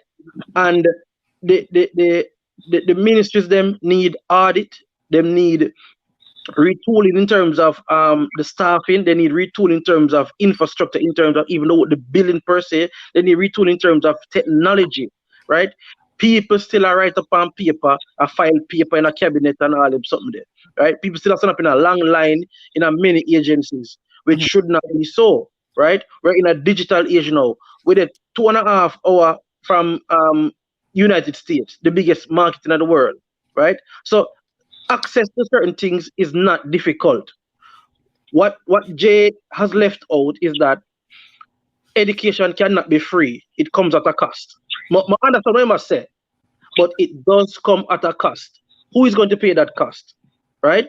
We have far more people working in the far more people operating in terms of income in the underground sector than the legal sector, right? In Jamaica. So the tax revenue come from a very small portion of persons, right? So we keep and go back to the same pool of persons, same pile of persons have been asked to pay taxes over and over, right? So even when I look at the vast majority of homeowners in Jamaica, right? Remember, more people live in the rural area than in the Kingston area. Not many people who live in the metropolitan area own homes, they pay rent. More people own them place in a country than in a Kingston, than in the metropolitan area, right? Now, we have to understand something, that are the same set of people there, because I'm an NHT contributor, right? So although me my own a house, me still a pay NHT contributions. So me I pay for somebody else get a house, right? And meanwhile me I pay my mortgage. So there's this never-ending pool of resources going into it like that. The student loan thing, it comes at a cost. Education is a very expensive thing. That's why when Manley come with the free education thing in the 70s, it never worked, because he had to be taking monies now from other ministries, other agencies, pumping into education, because education per se don't generate an income, right? Let me try. Hold on. The thing that Manley did wrong, right? And I expected Jay to continue along a particular line, but he stopped. People can access education, yes, by state funding, but we have to let these persons sign a MOU, right? Bond, and that is when you came in. I wanted. No. I didn't hear the bond. So, I heard that, and then you went right in. So okay. I'm sorry. So they have to sign a MOU, a bond, at least 7 years, where they have to stay and work in Jamaica and help, contribute back to the country. Within 7 years, a person supposed to stabilize at the time, in family, in house, car, dog, a picket fence, whatever, right? And then, he might contribute back to the society. That's the only way to go work. Most of the people who benefit from the education in the 70s, they made Jamaica them cut. So we had a massive brain drain in the late 70s, 80s to North America and England and Canada. We cannot afford it again, right? In terms of healthcare, again, remember, there's a lot of things that Jamaica do not produce, right? Medicine and all the medical equipment are very expensive things to acquire. So we have to understand how we are going to set up a thing. Now, countries that provide free healthcare, right? When you look at the resources of the country, offset these things, right? Tourism, bauxite, banana, them not make no money for offset these things like that, right? And coupled with corruption, coupled with how the income generation of the country is, it is a very, very hard task at hand to ask. Sergey? Yeah. I don't know if I misrepresented you, but I heard you said bond, and that is when Lester came in. Was I correct on that? Yeah, man. Me just said bond. The bond then. One thing where you mentioned, brother, is the part about the paying the NHT contribution plus paying the mortgage. I know I'm totally disagree with that, because me feels if I'm a man contribute and I pay mortgage, which you pay the mortgage now with an interest rate, right? With interest, you shouldn't now still be having to pay that energy contribution, because your mortgage should. I agree. Me totally, that one, me can't fathom that. But one thing me to add to, I don't know how it's gonna work, because in terms of the informal economy, you see, just as how they have created the NHT, any government who create a similar means of contribution by this informal sector and have them access to business loans resulting from that contribution, I can tell you, 50 years them don't lose. Let me go back to something I wanted to interject. And this is why I said that I wouldn't agree with you, Sergey, with the wholesale of freedom. Yes. Although while listening to Lester, I was thinking, because the question came to me, what come first, the chicken or the egg? Because Lester said that education is expensive, but I'm thinking if we educate more of our people, then this is how we're going to have better job and we'll have more money. Right, but here's what I know, right? It's how you educate. Everybody have a really research or education. You do have skills, and what a lot of people don't know is that the skilled community makes more money than the educated, the academic community. Right. A man can come in your yard, you with your degree, your bachelor's and whatever, MBA, whatever you don't want to have, right? Probably can't change a doorknob. Probably can't do your plumbing. check out the reality. There are certain things that need to make people livelihood continue for people to live comfortable. Right. But we are actually trained for people, boy, doctors, lawyers, so on and so forth. I know them about construction and blah, blah, blah. But educating the society also means that you are now in a better position to export True. the service of educated people. That's true. Which in turn comes back to remittance with a higher exchange and interest, foreign exchange rate. Mm-hmm. But we don't have. Mm-hmm. Mm-hmm. So if you have a large educated society, and Jamaica is what friend of all and enemy of none, Mm-hmm. more people want to take Jamaican people Mm-hmm. in them environments, build for them economy. But what they don't know, they're also building ours because we don't have the employment base. We don't have the amount of jobs for everybody. That's what I'm saying. These thousands of kids will leave tertiary education on an annual basis. Mm-hmm. Where do they get? If we not, you see, entrepreneurship, if we not deal with entrepreneurship in a wholesome way, no youth have left work, left school, and end up in a BPO. What the BPO industry crash? What do you say? You don't say to run BPO in Jamaica expensive because guess what? Africa cheaper. People got take all of them BPO industry and carry go cheaper for them can pay people. That's true because everything is net based now. You don't have to have a physical space. Yeah, it with computer. Mm-hmm. Because guess what now? He's watching a few documentaries over the past couple of months. Me even know so you have a Chinese companies now, you know, brother, will set up business in Africa, you know, because it's cheaper for them. Yes, Bridget. Yeah, man.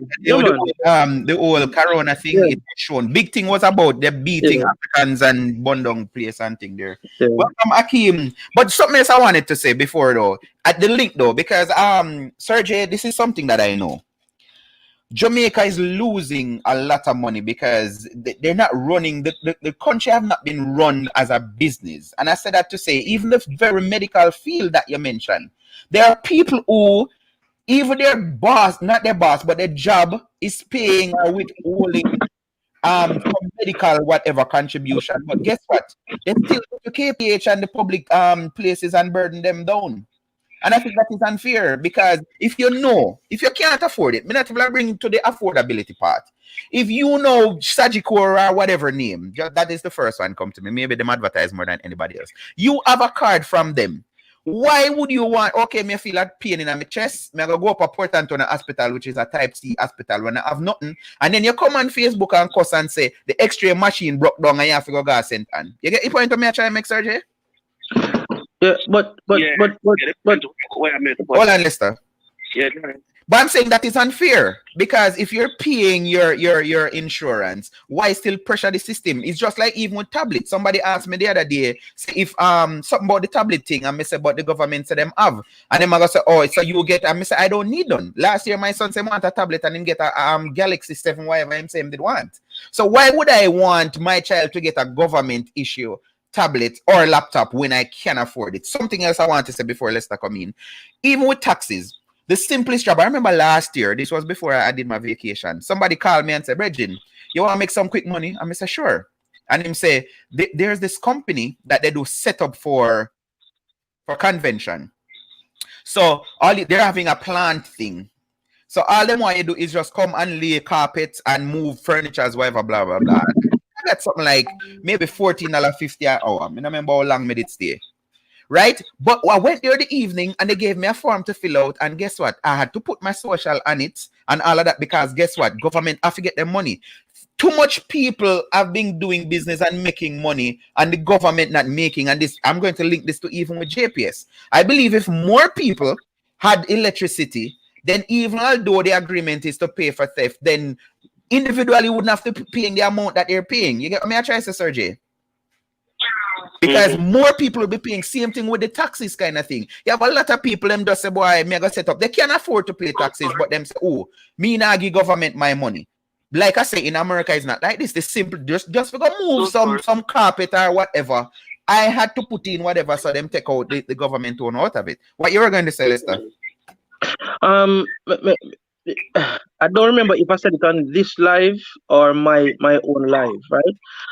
I have said to Bruce Golding and Babsy Grange one independence celebration Which part did you sell there now downtown? Before it was built there, they had a celebration there for the West Kingston people because they couldn't get into the stadium. I said to Bruce Golding there, I said, listen, the education system need reform. Start turning some of the high school, introducing Heart Academy programs in the high school then, right? Then you'd turn the high schools, the Heart Academy them into more tertiary level. So what happens is that from an earlier stage now in a high school, you have persons, as well JSA, right, and learn proficiency in a skill areas, right? So by the time they reach 5th form or 6th form, they'll be at a junior management level in terms of them skill set. So they can either go on to manage companies, they can go on to start their own business, they can do, many other things. But the thing is that it is how education is marketed. It is how skill is marketed. Now, the man who work with them hand and do it themselves is not seen as a career. You never hear them refer to plumbing or AC technician as a career, right? From ever since. Not only that, how a constitution treats these things. Let me give you an example. An entertainer, an actor, a poet cannot go into a bank or any a financial institution as a DJ, as a producer, and get a loan. Him title cannot be a DJ. Him title has to be a businessman. Because the Constitution does not recognize certain fields. The Constitution sees it as part-time or hobby. So you recognize it as a full job. A lot of people don't know about Constitution. So a simple thing. Entertainers cannot collect royalties from mechanical royalties from radio play in Jamaica because the Constitution don't support the collection of royalties.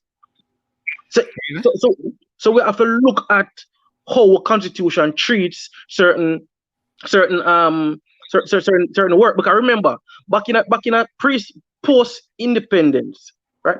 Pre-independence, these jobs were done. There were menial jobs, you go fix a door, you go dig up a man's yard, you do landscaping, whatever, right? These jobs were done by people who were uneducated, right?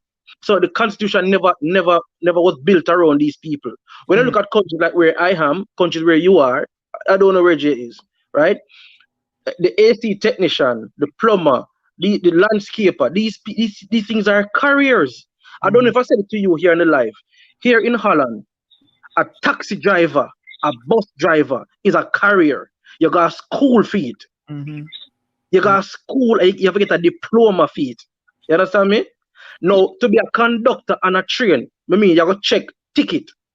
You have to learn how to fix the train. You're not going to fix the train, You're not going to, there's a whole department for that.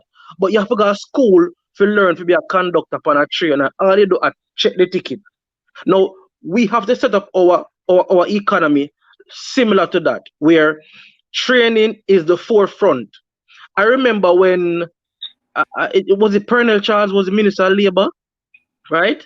Pernell Charles, I don't remember, but he wanted 6,000 skilled workers to go to Canada, right? And he couldn't find it. When 6,500 persons descended on North Street and East Street offices of Minister of Labour, 5. Man, 5 of them have certification out of 6,000. He had to get Heart Academy to come in and certify them on the spot. And I'm saying, what are we doing?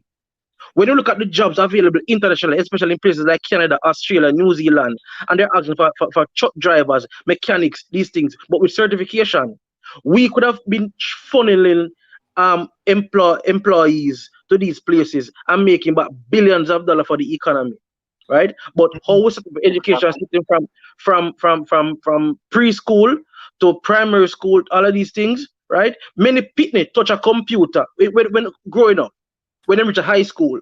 It is different now. It is different now, but still a lot of people are not proficient in computer and everything there. Secondary school, and the secondary schools were the schools where would I deal with certain skill. Because I remember say that school out of Bombay, they send up Port Anthony High, yes. It was called senior school, And that's for the skill them would have been learned in a certain while teach field. I deal with the other part of it. The academy.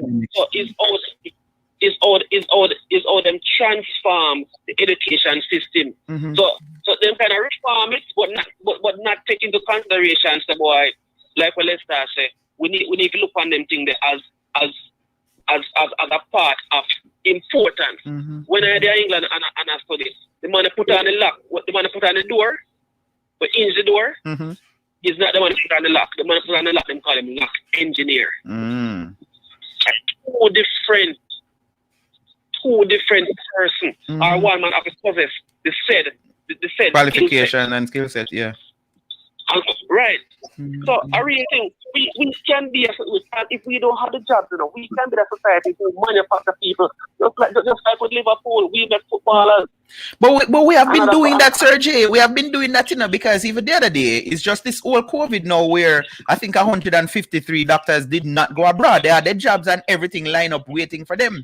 We have been doing this even with the cruise ship. Hold on.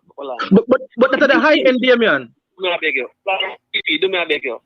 No go doctor. No go doctor. Because we need a doctor right here, sir. Yeah, but I'm linking it to show you that we have always been exporting. I have more than one nurse friend. Me can start list names now. I have nurses who not living at Jamaica. I can go teachers as well. No, but Jay, hold on, Jay. Hold on, let's Jay go first, Lester. Go ahead. Yeah. Go ahead, Sergey. Lester. Oh, me to go on? Yeah, man. You work. Remember, you did a cut off, finish up and then we bring in Lester. Okay. No, the reason I'm not saying not got Lester. I said those are the fundamental areas we said we need to beef up next. Health system and education system. The teachers them are left. Them can build find math teacher right now. But me I say, if it ever be a situation where it's a boy where we can export, we also have to know that we have to can maintain this similar salary locally if people want to stay. True. And if the salary can supposed to can maintain, because you don't need listen, I'm on a stock shelf in a public America who doesn't make more money than me in a Jamaica when me that work in the government system. So you have to show me a way how mean. Sound like we're losing you, Sergey. But you know? Yeah, I hear, but yeah, no. Try again. Yeah.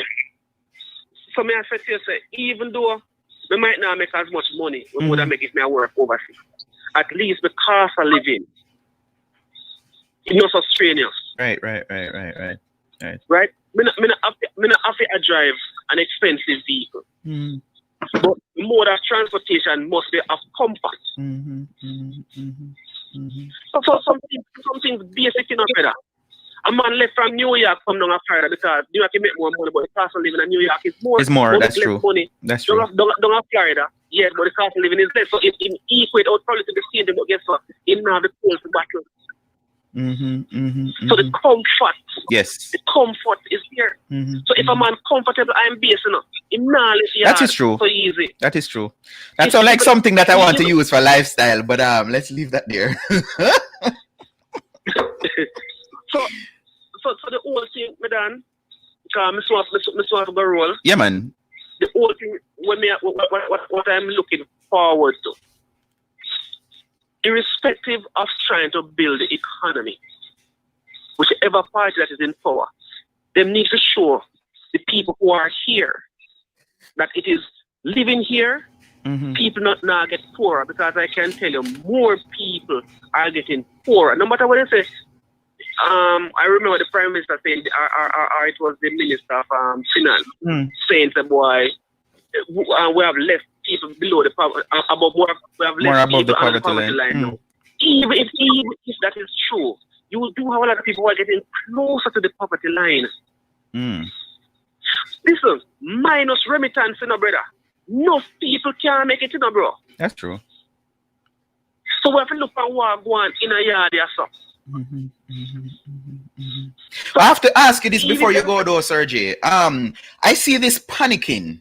Like I share something intentionally this evening where this person says, listen, stop take taxi driver while labor right, stop shopper, whatever, blah blah blah, whatever. Only support PMP. There's a sense of panic which I did not see this panic 1989. Although I was just 9. I never see it 93, whichever the next election they call.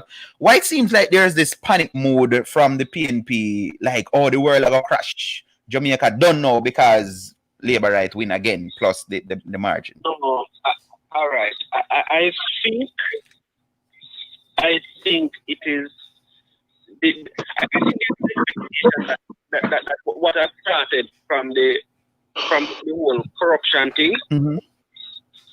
Was just testing what is possible. Now, when you have a big margin like this and a weak opposition, mm-hmm. you can create policies to benefit yourself. You know, and I think that is one of the main fear. I've spoken to persons within the legal field who are very concerned of how much the Constitution has been basically ignored. Based on how the last government was but you see, no, you make me have to ask you one more question. You still can't left yet, and I'm going to bring in Lester. I know you're going to stay with me a little longer, but Sergey had other things to do. But me have to bring that in. So even something which I think benefited the JLP, and the last time when we were doing pre-election show with Lester and Andre and Janique, and I was saying I was taken aback when I heard both the what's his name, Peter Phillips and Lambert Brown, the last utterance from him, who was saying the reason why we gave the one vote to continue the SOE is because if we didn't, we would be giving a footballer an extra score to the thing. How do we balance that when the citizens are saying one thing? For example, those areas where people couldn't just go up on them and play domino or go jogging 5 o'clock in the morning because the rampant crime and violence. But the SOE brought some level of normalcy. How we balance that to say, okay, now that the JLP doesn't need our vote to make the 2/3, then now them are just run with everything. And I ask you that because I am saying, even all those ministers that resign and all of these things, I don't think the pressure came from the opposition. It came from citizens who know why something right about this, and especially the what them call a minority, the articulate minority, like one minister did say. So you really think we really need to worry about them messing up and do whatever when we have a voice still can call out? No, as we said, the messing up, you know, is not mashing up the economy and mashing up this and another. The person within the rightful mind would not do that. We have a global thing.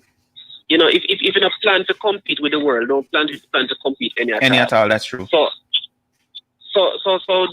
whichever government, the Jamaica Labour Party being in power now, they need to look on the world and see how Jamaica can save itself in a better position to be more even a supplier of goods and services. If I even workforce supply, that things we import. There's so many things what we're not bringing, what we're not manufacture. That's true. But we didn't figure out that part there. So that's somewhere you have a share, man. Why is it a much of them now because some of them depend on politics for them livelihood. The hands out mentality. Yeah. So them see support because JP, we know them can't go check them MP. Go check your MPs same way, they have a responsibility. Get past that and even go check him. Yes. Him tell us himself that him not give you nothing. And don't go look in a drain to clean. Don't go look in a road to bush. Try to speak better than that. Big 6 chicken. Yeah. And I tell you something. That's what the CDF should have been about. The constituency development force should have been about helping to boost economy. You know, careful with that though. Careful with that because a candidate proposed the other day that he was going to use his CDF to give small loan, and then he was tackled by a lawyer, the host of the show, to say, "You're sure you can do that?" By two lawyers. I'm not loan. I wouldn't loan. Well, I'm going to propose a loan. What I'm saying is that a man decides to boy him want to go look up. Oh, so him get a start. So it's more grants. I see what you mean. That's what you mean. But he can't use for that either. You have to understand, sir. No, that's why he said, "Oh, this is why he should be using." He didn't say, "Go ahead and use it for." No, I know. But Jay, don't let it, Jay. Come, right down over something. To go back to your first initial question regarding the panic, it is just disingenuous. I mean, Akeem and some other PMP are listening to it. It's disingenuous of the PMP for even remotely utter that word of panic. 1993, when we had 60 seats, right? The PMP won 52 out of those 60 seats. I never hear Carol Narcisse, Phil Ellington. I never hear none of these people coming out and talking about, oh, the democracy is threatened now and all of that. In 2011, right, after Andrew Holness lost again, it was a lopsided government also. You understand me? JLP have to shut them out in a parliament, right? So, and they didn't need a 2/3 majority vote to do anything at all because they had the numbers on their side. I would never hear these cries from Labour supporters or these so-called civil society people talking about the democracy is being threatened and all these things, right? No, and if you look at who threatened our democracy more in terms of using the power of the parliament, right, and appointed high court judges, PMP high court judges, right? It is the PMP has done that consistently. I mean, I'm not throwing the stones right now. A facts may I speak right now. Right, but when we look at the SOE, I say a bag of things I want. The SOE, it worked on one scale. But why do you think we have a low turnout in the security forces voting? Because the security forces were stretched and drained. Out of 6,000 soldiers and 986 or 983 voted. Hold on, Lester. I know that it going to come up, and I did some research and stuff, and I hear. Was it you, Sergey, talking about? Yes, I heard you on a call show. Make me recognize your voice. This whole thing with understanding statistics. More soldiers voted this year than before, but the stats, the percentage was lower. But the actual figure, this is why I say sometimes, this is why some people get some things wrong, you know. So go and check it back, Lester. Go and check it. No. More the number figure, more soldiers voted. I'm not talking about the number figure. What I'm talking about is the fatigue, right? No, hold on, Lester, man. No, man. May I try to clarify something because you say, look at the percentage. You have how many soldiers. Look at the numbers, yeah. But even the percentage higher, Damian, the numbers is still low compared to the amount of soldiers that are eligible to vote. Okay, that I can understand. But may I say, if you just run with it and say the percentage is low, then that is misleading. No. Soldiers.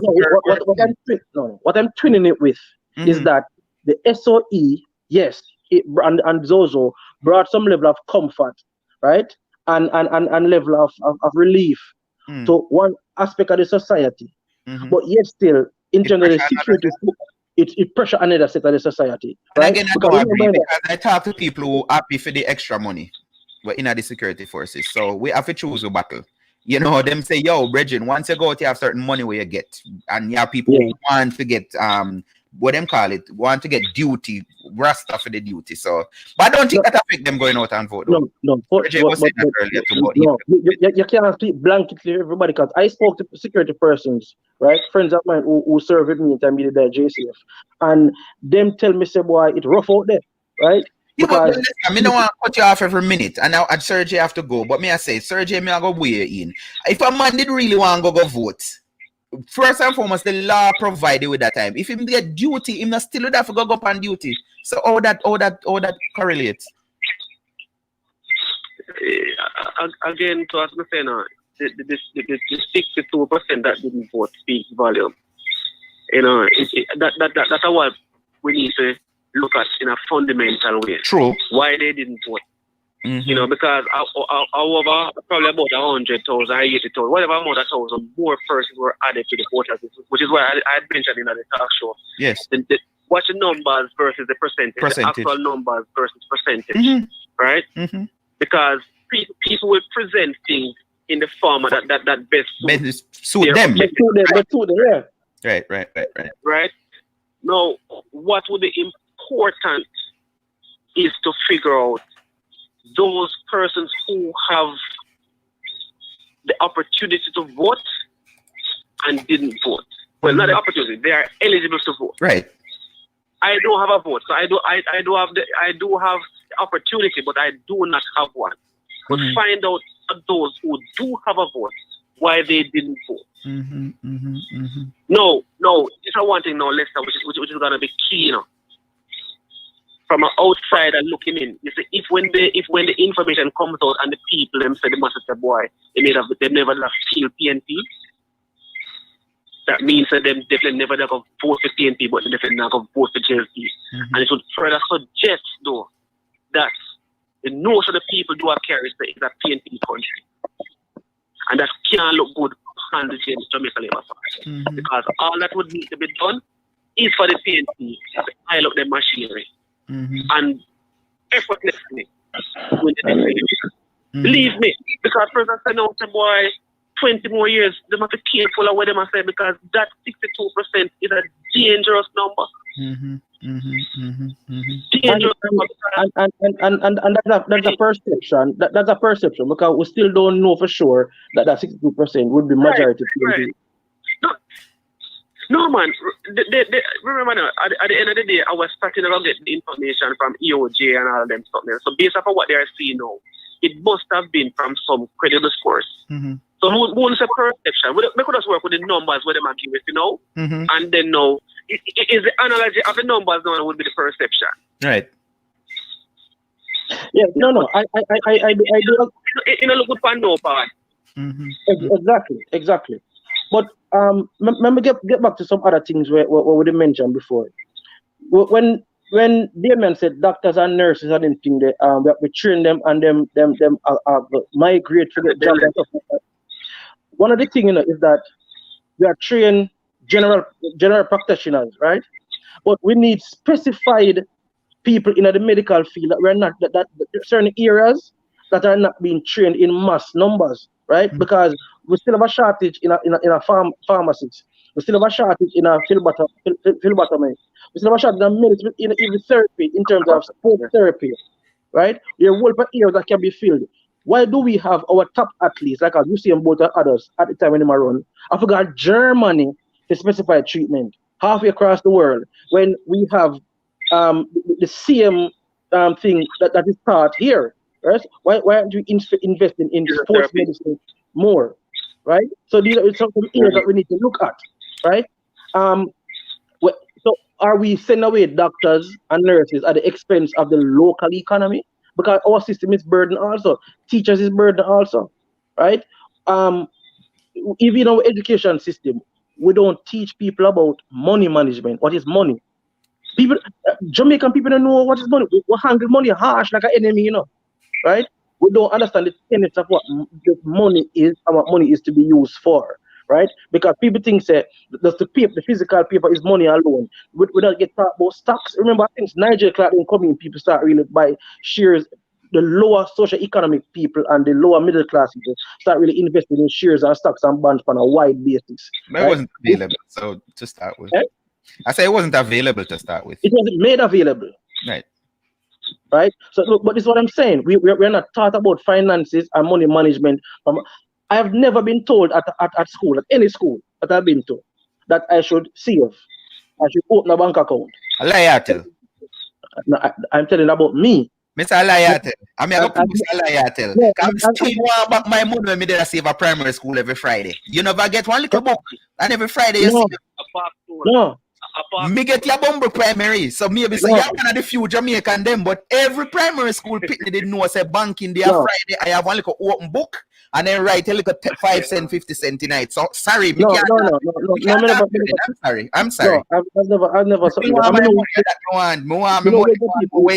people will never get that. Remember saying, no, it was. We can't take for granted that these things were widespread. You know, it may be in a lot of schools or other places. It was. No.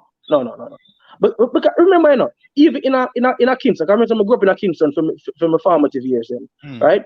Many things we do in a Kingston, right, is not done in the rural areas, right? Because me never know animal there school and them something. I think we got Happy Grove, Me never know. You're right. And I heard it when you mentioned about even skill training, because Sergey mentioned senior school, which ended up turning comprehensive. I went there when it turned to comprehensive. Now it's Port Antonio High.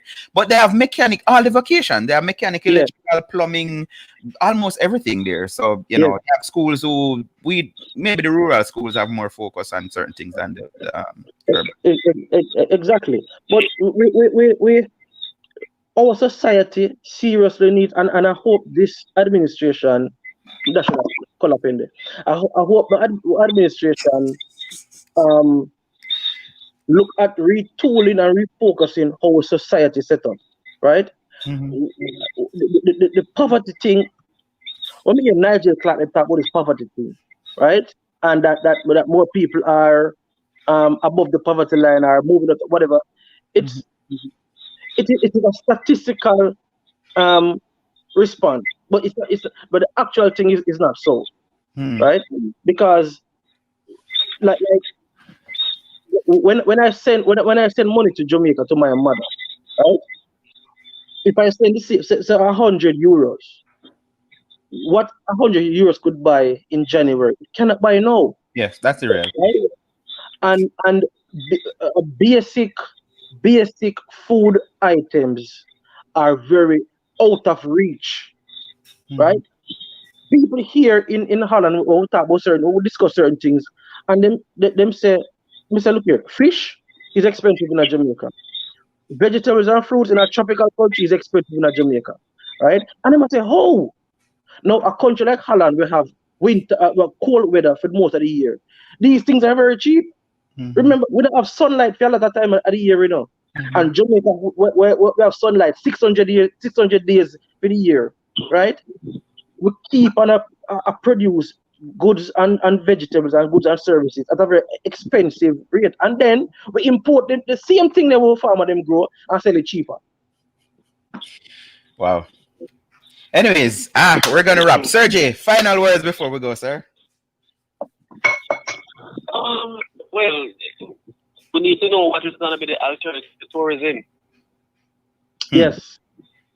There has to be something, the alternative to tourism. But one of the things that I've heard, I'm not certain as to the figure, but the customs, if it not earn more than tourism in a foreign exchange, it's probably the second highest earner, and that is also sad. Because if customs are earned that, we Jamaican people importing things pay a very high bill for imports, and that is also it's a stagnation that That's it has stagnated. That is it affects manufacturing. Manufacturing and services. Yeah. Right? And even good. You know, I can't say for the life of me, I'm gonna go import a truck, a vehicle, and you pay for the vehicle 2.5 times, 1.5 times, and we buy it for. Yep. It just don't add up. Yeah. You know, and everything is being calculated against the US dollar. So when you buy something at 20 to 1, by the time it depreciates you, it's 22.5 to 1. You know, it just don't work. And then we don't manufacture these things, but yes, they must charge the cost, insurance, and freight. Yeah. You know, me just get it. Why not so charge a man the cost then when buy it for? So insurance and freight coming in a part of the calculation. Plus there's also a double tax factor in it. We're not having a look on them thing already, there's a double tax factor in it. Even with goods, you pay to import a goods, and when you send it back, you have to put GCT on top of it. So there's another double tax factor, triple tax factor on that too. Yeah. So the government actually earn a lot more on taxes than really have come out to the public. So what is happening with these taxes? All right, and then final, if we pay off so many debts, that means we have more money than to spend internally. Yeah. Let's know what these are spent for. So know that the certain debts we have, you know, we must have money to do certain things. Take it to the next thing now. And no government did touch that one in the manifesto. You can't tell one man about you give him $3,000. No. But if you know, why is it that when we company have the high JPS bill, JPS interns a lot of what you're paying is what the government is charging us. We need to look on them something, there, bro. Yep. So if JPS, the oil bill, what we are paying with them from Petrojam, nobody knows that calculating factor of Petrojam to date by both parties. Big top secret. You have a brother where is a talk show host, and every time me hear him try explain it, and him taking up for them because he's a previous minister of energy, and I'm like, it doesn't make sense to me. Like, why it can't be one straight something where every single Jamaican can go up on one page and say, this is how we calculate. What's the hard in that? It just fluctuates when them feel like make it go up, and when them feel to take it off, them take off. It's crazy. They calculated on a projected cost factor. So if you $10 today, the cost, because of the problem the exchange rate, it might cost them $3. The next time they go buy it, so they will charge a base off of maybe $3 or even $4 because they will go make a profit. I hear them use the Gulf reference, but them not get oil from the Gulf, and I'm like, okay, then crazy. Gulf reference. Yep. But when the price drops, you don't see it. That dropping price until maybe 9 months later, which doesn't make no sense because as the price increases, then inflation increase. Yeah. So, but Jay, why as an island? Why as an island we don't move towards green? But why as an island, as a policy for any government, why aren't we moving more towards green technology, solar technology, wind technology, right? Lack of vision. Sergey said that lack of vision. It's not lack of vision. Some government offices right now, they have to use straight LED. You know, not well, that's our next thing, brother. No, but is right. But I'm saying as a policy, as a law, we're not moving towards that area because all right, it's like because even with the JPS thing, you know, with how JPS regulation set up, if you live within I think 1,000 meters or 100 meters of a JPS pole, you have to use JPS line. You can't totally come off of the grid, so you know. Them can actually carry a code for you to go back on the grid, you know. Right? So where you can actually set up solar and actually you can come off of the grid fully, but your excess energy you put it back in a JPS. In a JPS grid, yeah. Yeah. But the cost factor now to the average man. Offset your bill. Yeah, but what happening now is that no government is moving towards subsidizing the importation or even the manufacturing of these things locally here, so that it has a lower cost and it can be widespread. Even in our building code, right? Why aren't we putting by law in our building code that look here, certain amount of green energy or something, the renewable energies has to be in all new construction in housing and parks or buildings or whatever. We need to move towards that. One of the things is that when we import oil, somebody up at top benefit. No, it is lack of vision. I'm going to share something with the DP and Lester. I made a recommendation in a forum once that because they were talking about illegal development. And I said to them, how is it that these illegal developments get electricity? Why don't we look at having a memorandum of understanding with the Jamaica Public Service and the Jamaica Electrical JIE, whatever. Me so tell them what it means. Electrical Inspectorate, right? JEI. Because when I said it, then I researched and recognized that JPS does not authorize the energizing of a building. It is a said Jamaica Electrical Inspectorate. So once them authorize it, then JPS energize and get a meter. So the man will come pass your electrical connection in your house. Him not know to do with JPS, a government man do that. So even for illegal buildings, people who are built on informal settlements, the government itself is going there, but it's like the same government that tell the parish council to serve notice for illegal development. But they actually facilitate these firms to be living in comfort. So if you don't try to deal with everything in a wholesome way, you are going to still have a problem at the end of the day. So you can't blame JPS for offering the service. I see what you mean. And you know, moving forward, how we do business with these companies, these companies that come into our country. When you look at, say, in a JPS contract, they're guaranteed a profit. When you look at when Boeing was here, we had the highway and now China harboring with the toll road and the highway and stuff like that. In them contract, they are guaranteed a profit. I mean, I say these are private entities. How can a government a guarantee in a contract? Something there. It's poor negotiation in terms of contracts and stuff like that, right? You're private man. You come invest your money. What I can say to you, Lester, a friend of mine who was integral in certain aspects of such negotiations told me that she was very disappointed when they went to Trinidad and how the Trinidad government defended the country when comparative, because she was working for China Harbor. Yeah. And she said she was embarrassed as a Jamaican.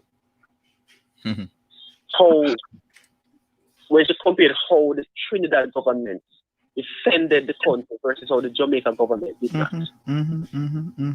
Yeah, you want me to get a quick story? Guardsman Group went to Trinidad too, to set up them company and stuff like that. And they wanted to carry the same. I remember in Jamaica, the security officers are subcontractors; they're not employees, which is illegal also because the law passed long time. But the one Wickham McNeil and Sheila, we won't get into that. But what happened is that the government of Trinidad said, "This is not Jamaica. Every one of these security officers are employees, and they are to be afforded full employee benefits."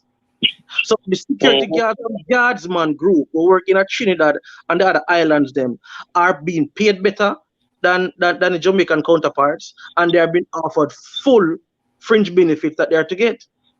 All right, like the security, don't forget night rate different than day rate, in Jamaica, right? They're not getting at a one rate across the board. Then forget overtime once it go over a certain amount of hours. They're not getting that. In Trinidad, they're getting that.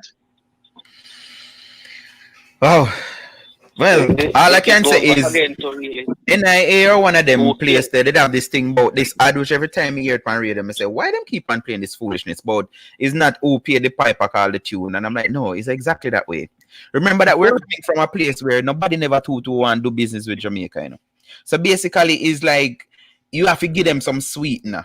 So I think that was a part of it, to say, make we give them something to bring them in to the country somewhat. Not to say it's right. I'm just saying I think that was part of the line of thinking. But we don't have to do that if you train the people then. If you have a valuable workforce, right? All right. Why isn't French and Spanish mandatory? Especially Spanish. We live in a bracket. We're surrounded by Spanish speaking countries. So why isn't Spanish a mandatory language in a something there? Here, when we're in Holland, you have to learn a second language. The people them although they talk Dutch, they have to learn English or German or France, because we bothered all of them country there. Yep. Anyways. And even Mandarin now, but I just want to make a suggestion where that is concerned. If you're going to teach a second language, because when we used to go teach field, then they used to teach me Spanish, and I never learned nothing. You know why? Why? They weren't teaching you the language itself. They were teaching you how to speak language. They were teaching you to be thorough. So just after them teach English, you have to teach people how to talk, the way how it is spoken in the street, not the proper way. You have to kind of boil it down to people. Like when you're pitting and you're teaching people how to talk.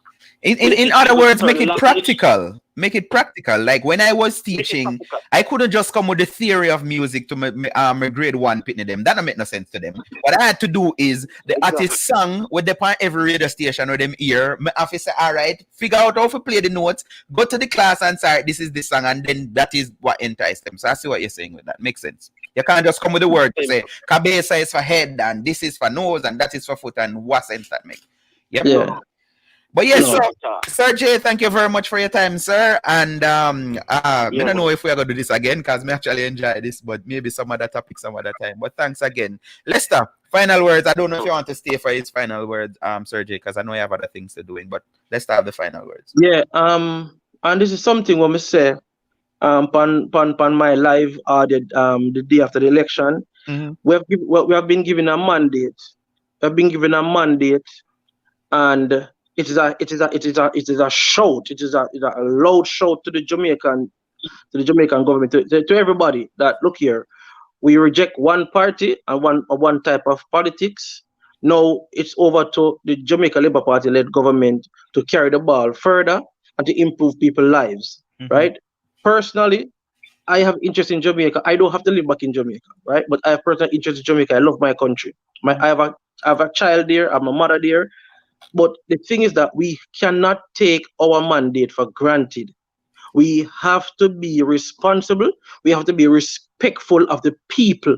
Yeah. We have to ensure that it's not just water and light and road. We give people a fighting chance. We give people credible life. People feel decent, right? So we have to make sure that everything that we do it in the interest of the people and not the interest of our pockets or our politicians, right? It is full time now, and we have the mandate, and we have the vision. We have the technical people within our society to create a better Jamaica, and we have to do that right now.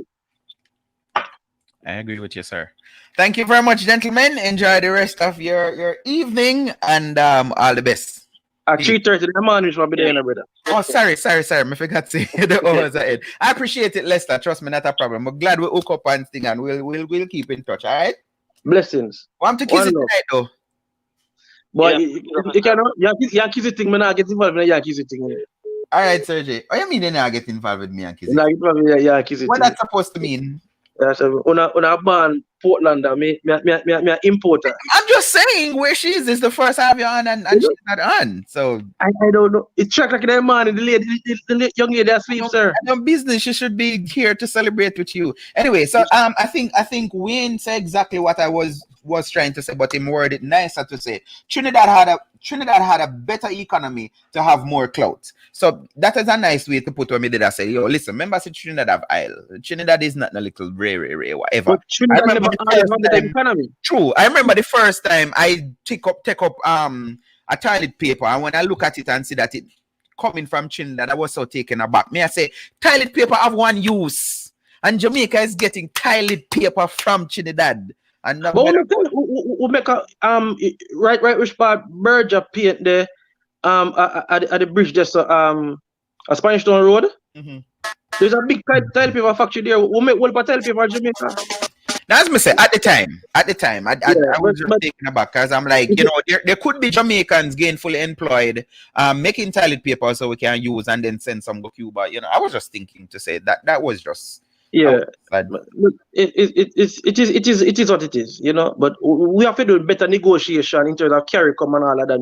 A whole part things we need to go. One thing I can tell you and your party, though, Sir Lester, this mandate that I hear, and I like how you craft what you said a while ago. Listen, I post this and I got cussed out for it, but I will forever be saying this because never know more than if you see it. Where this diartedness, especially PNP, seems to be dead. Yes. That's what me think. So if you mess up, you don't know exactly what got happen 4 years time. Yep. Maybe them end up just pick. What did you say 4 years time? Maybe them pick just anybody if you say we need to have a leader and the party not really looks so sound, but they may send the same message that they send to the PNP. So make sure someone get at least 80% right out of everything here, sir. But Damon, why people keep saying 4 years time? Is a 5-year government term? But come on, in 4 years on a call election this time.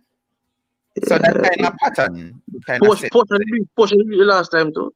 But a 5-year government term. We know, but I'm just saying that is another argument that you see you have to be careful on pick on a battle. PNP was saying that Uno had another year basically where Uno could have extended things, so why the rush and the whole COVID. And somebody tell me last night, say, yo, JLP did what benefit them better for call it in at this time because but who don't do that? That's what the Constitution allows. But exactly.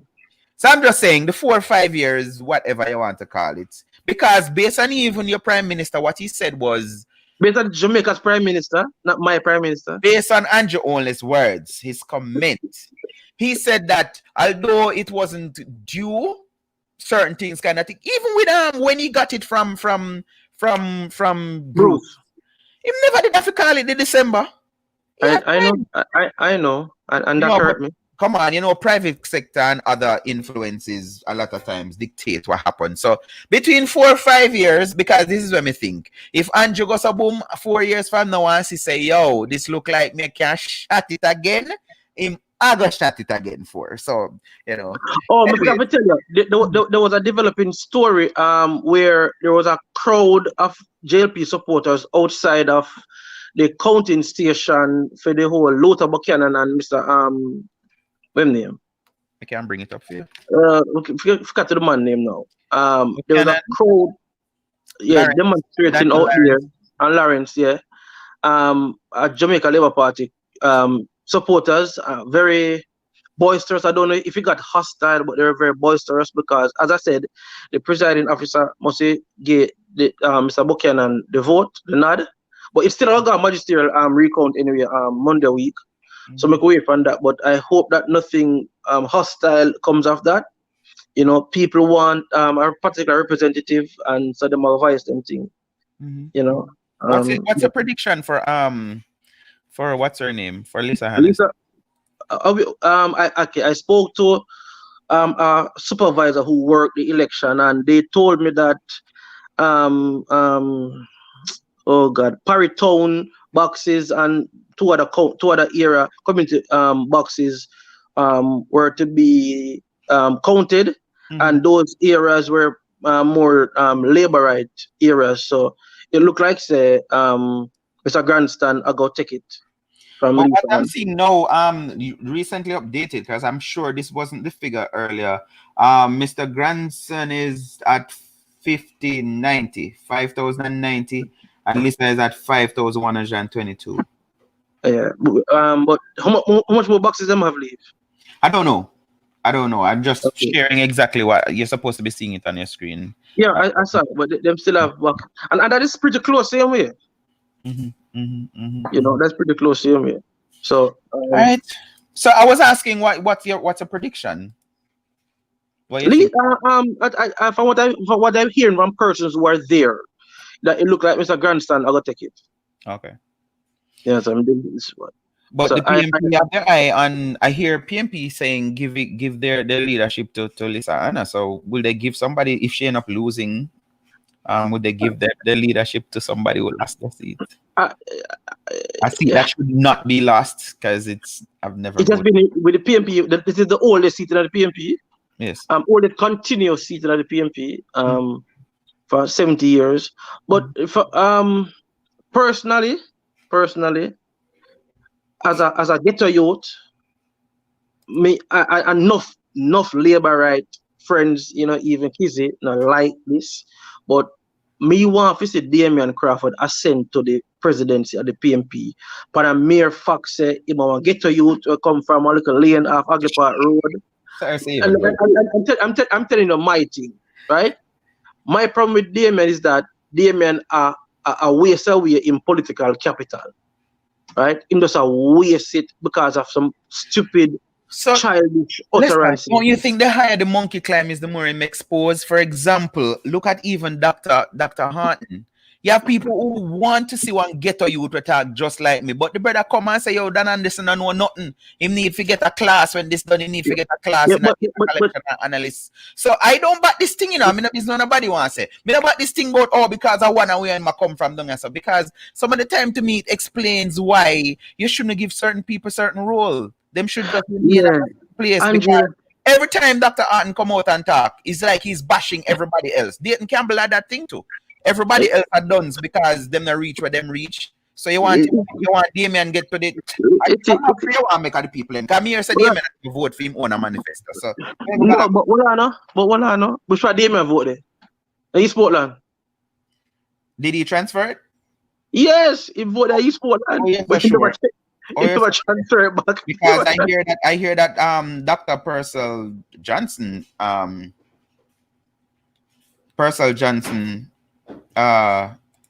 Jackson, sorry, did not vote because his vote was not transferred. All them something too. You know, All right, so Lisa won by 32. I get that. Emily Shields on Twitter. Come on, DP. Come on with what? What I should come on with, Miss Go? No, trust me. As you say, Lester, Damien has wasted his capital. Political capital. And going to East Portland started it. Well, I shouldn't say started it because it did kind of start going before. No, it started from East Rural. Yeah. It made a mockery of out of East Rural. And they say youthful exuberance, but Damien is my age. Damien is not a youth anymore, you know. So yeah, but aren't you learning from your peers? You know, I mean, you have seen the mistake of your other peers. Them, why you come and make even bigger mistakes than the people? I guess that is what cockiness does, because it's the first we ever hear about first vice chair. He self-acclaimed first vice chair, and him just feel like, you know, he can do anything him say. And even with the manifesto, it shows that like they may have some ideas in him head, and we clearly saw that where, you know, Mark Golan could not actually defend the manifesto. Peter Phillips could not defend the manifesto. Them can't defend what they never read, you know.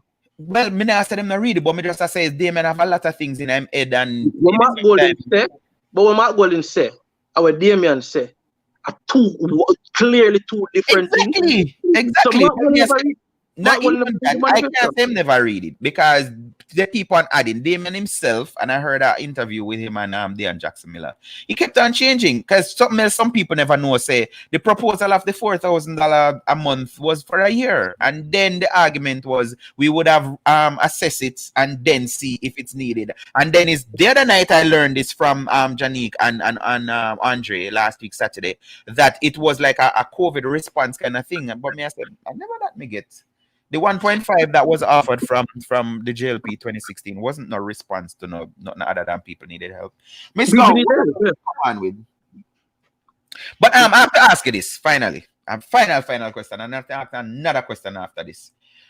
Peter Phillips saying on the morning of election that he would resign both as MP and the president of the party. The morning that they were at war, because the war did start already. What effect you think that had on the PMP?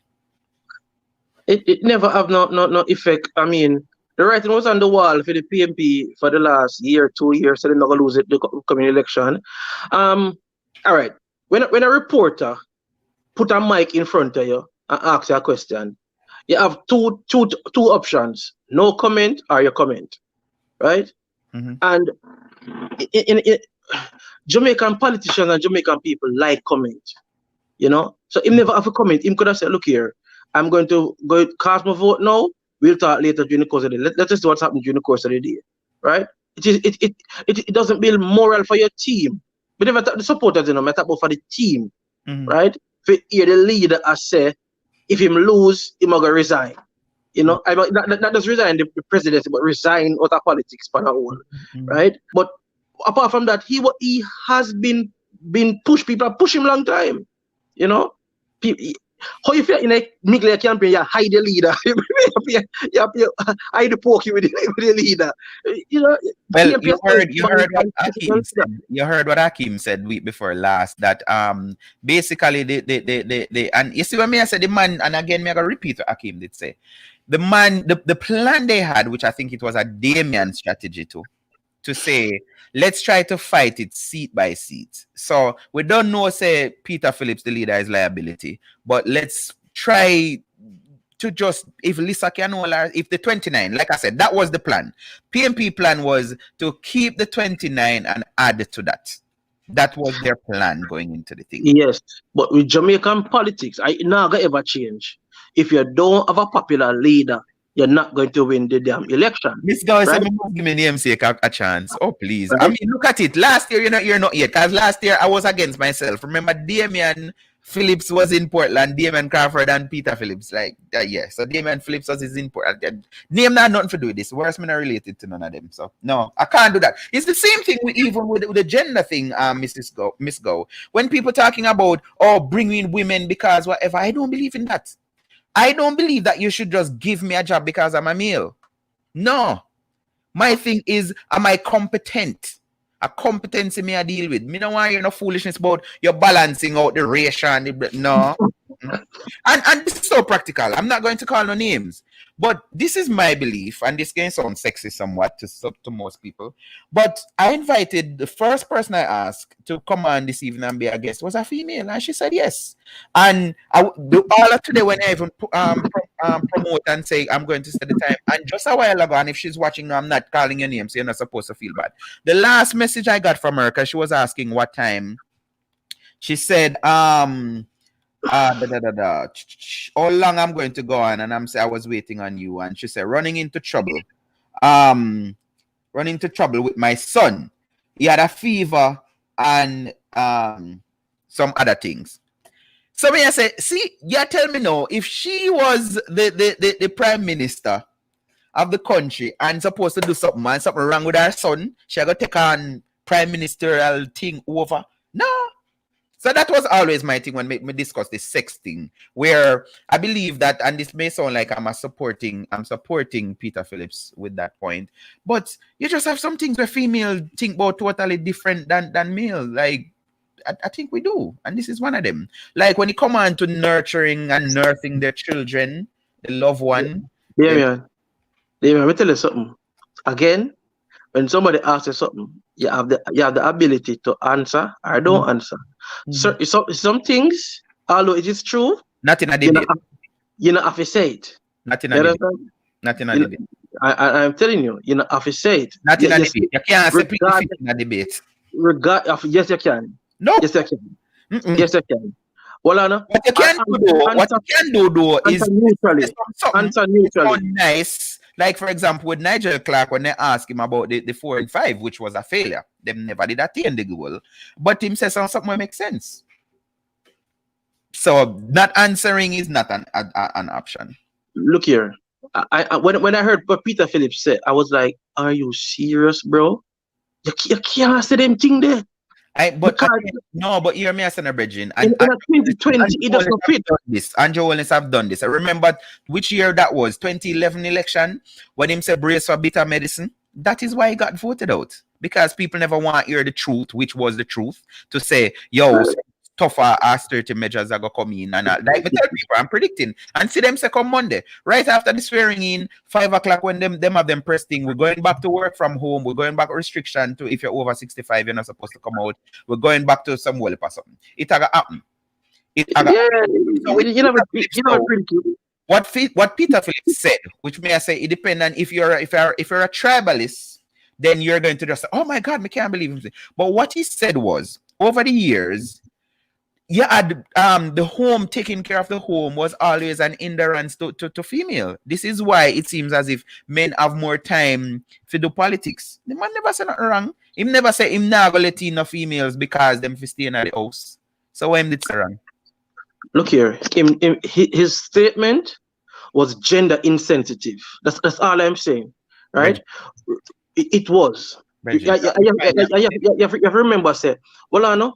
We are far removed from the days of old when men were dominant in a society and rulers of our society and could say certain things and then people just accept it. It's not that type of society we have now. You cannot say certain things and I get away with it. You have to be very careful. Tell me what the man said that was wrong.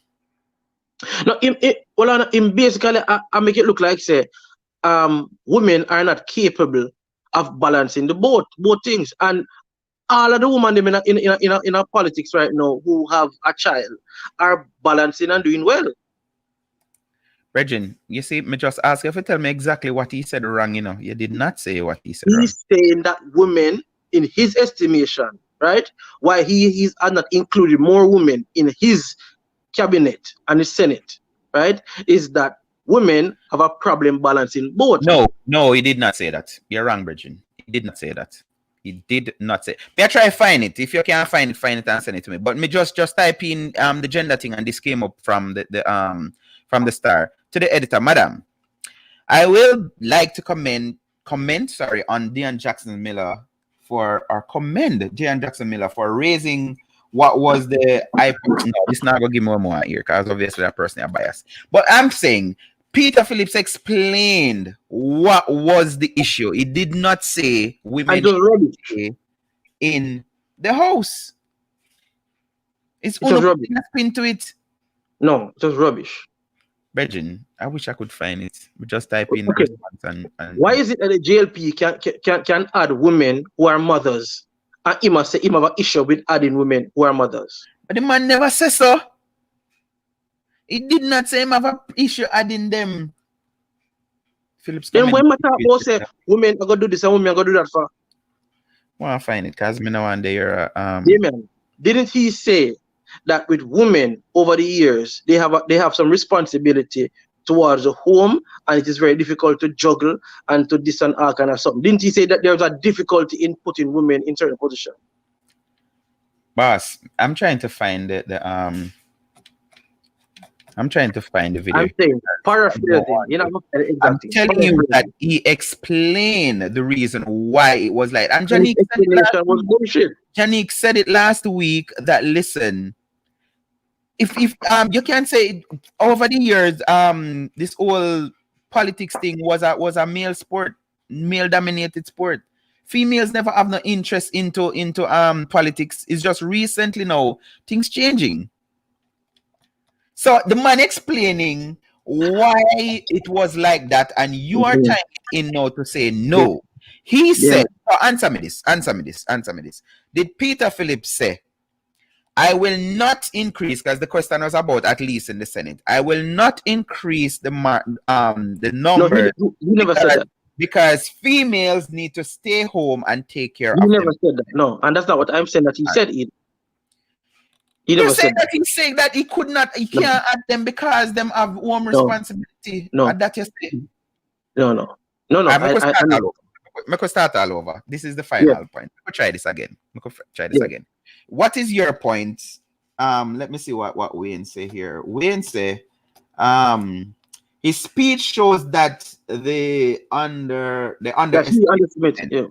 Me want to find it. I'm now me got uncomfortable. Me got done issue or nothing. So, but tell me exactly what is your point, because this is Wayne's perspective, and this to me is the same that you're saying. But I'm saying he did not say that. He said that over the years, right? Women are known to be childbearers and the persons who are responsible for the home, right? Me I paraphrase him right now. I'm not quoting him. And him said that burden that they share of responsibility of child rearing and balancing the home, for them to enter politics and do both, right? That has been an issue mitigating more women from entering the political sphere and for women being appointed, right? I am saying that is not true, because on the Jamaica Labour Party side, right, we have a whole host of women who are mothers, who are business women also outside of politics, and them juggle home, marriage, pitney, and politics. All right, but that we just a while ago, you know. Nothing is wrong with that. What you just a while ago, nothing is wrong with that. And you use the exact words. He said this was the reason why more females were not in politics. And that me I say no, I'm not say. And then you're saying now that listen, there are women in politics who have been balancing the thing. So I say the same thing. The reason why the home issue was not the reason why more women were not in politics. The men were the mitigating factor in keeping women out of politics. I don't agree with you. Because I started using this to say, yes, I did invite a female guest. And why she never met the show. I just learned that in the middle of the show. Why she can't use her experience? This is me now ask you, me I tell you this. And no woman is going to go to, if you find a woman, I'm going to put my neck on the block. If a woman, she get up preparing her child to go to school, and the pitney have a cold, start cough, even if I fake the pitney, I fake it. You think that she had just left and say, okay, when the helper come, the helper deal with it and still got people work? She a call off. She not going to work. Me not ask you that. But as a father, I did that too. Yeah, but what me I say is, let me see if me can find economic fallout. How far the question did they? Me want to play exactly what the man said. I think Jamaicans would be very satisfied with the results that we have gotten. How far in the debate was that question asked? Was it at the end? Reform. You have pointed to the sacrifice, made the investment to do it. Mental changes. May even have it on my show, you know, I think we did use it the last time. Become confused. We must be definitive about not permitting mining in the cockpit. Any factors. When? Can you recall which? Respectfully, just asking for yes or all right, no. me find we have an entire country of wonderful, capable professionals. One such factor. The fact that women carry a greater share of household work. To Dr. Peter Phillips. Dr. Phillips, frankly, it's been wonderful seeing two brilliant women leading the government and opposition sides in the Senate. But drill down deeper, and you said there are only 2 of 8 opposition senators that are women. That's 25%. 4 of 13 government senators that are women. That's 30%. Politicians talk a good game on gender equality, but here, when it's completely within their control, they don't deliver. Win or lose, Dr. Phillips, would you commit to nominate a slate of at least 50% women to the Senate? We have said that we believe that there needs to be at least 50% representation, both in the House of Representatives and in the Senate. But I think we also need to understand that there are many factors that impede women's participation. The support for child care, for example, in the House and Senate, and generally is one such factor. The fact that women carry a greater share of household work is also another factor. So actually getting the right level of representation is going to take more than just a commitment. We're going to have to deal with all of these other factors that really impede women's full participation. We are committed to dealing with those factors in the People's National Party. Your rebuttal, Mr. Holness. I think it's a simple thing that you can do, which is to ensure that in your recruitment, at least, you have more women. We have done that in the Jamaica Labour Party. We have been deliberate in going out and seeking to recruit women. And now we have more female candidates representing the party than ever before. Thank you, Mr. Holness. Dion Jackson Miller has a follow-up question for Dr. Phillips. Yes, Dr. Phillips. Respectfully, just asking for yes or no. We have an entire country of wonderful, capable, professional women. You would only need to find 4 if you're in opposition, or 6 or 7 if you're in government. Would you commit to a slate of at least 50% that you nominate entirely within your control, sir? I thought I said so. It is a yes. Thank you. You see, I hear you say yes a while ago when Brogard answer. But me don't know if you're gonna get my point. But again, even Dion did not get the point. The man started out by saying, yes, we have given a commitment to do the 50%, whatever. But there are factors that have, over the years, I mean, add these words, have prevented. We need to deal, instead of just making a commitment to say, yes, we're going to nominate 50% or whatever, we need to deal with the other factors. Did you hear what I just hear a while ago, Lester, or no?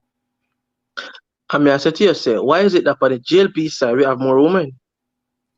So the PNP woman, look here now. Because maybe we want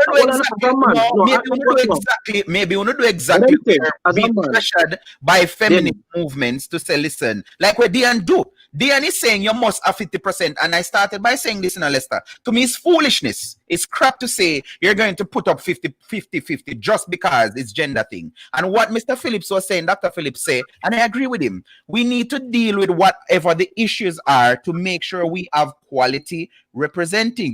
What kind of issues are you going to deal with, bro? What kind of issues are you going to deal with?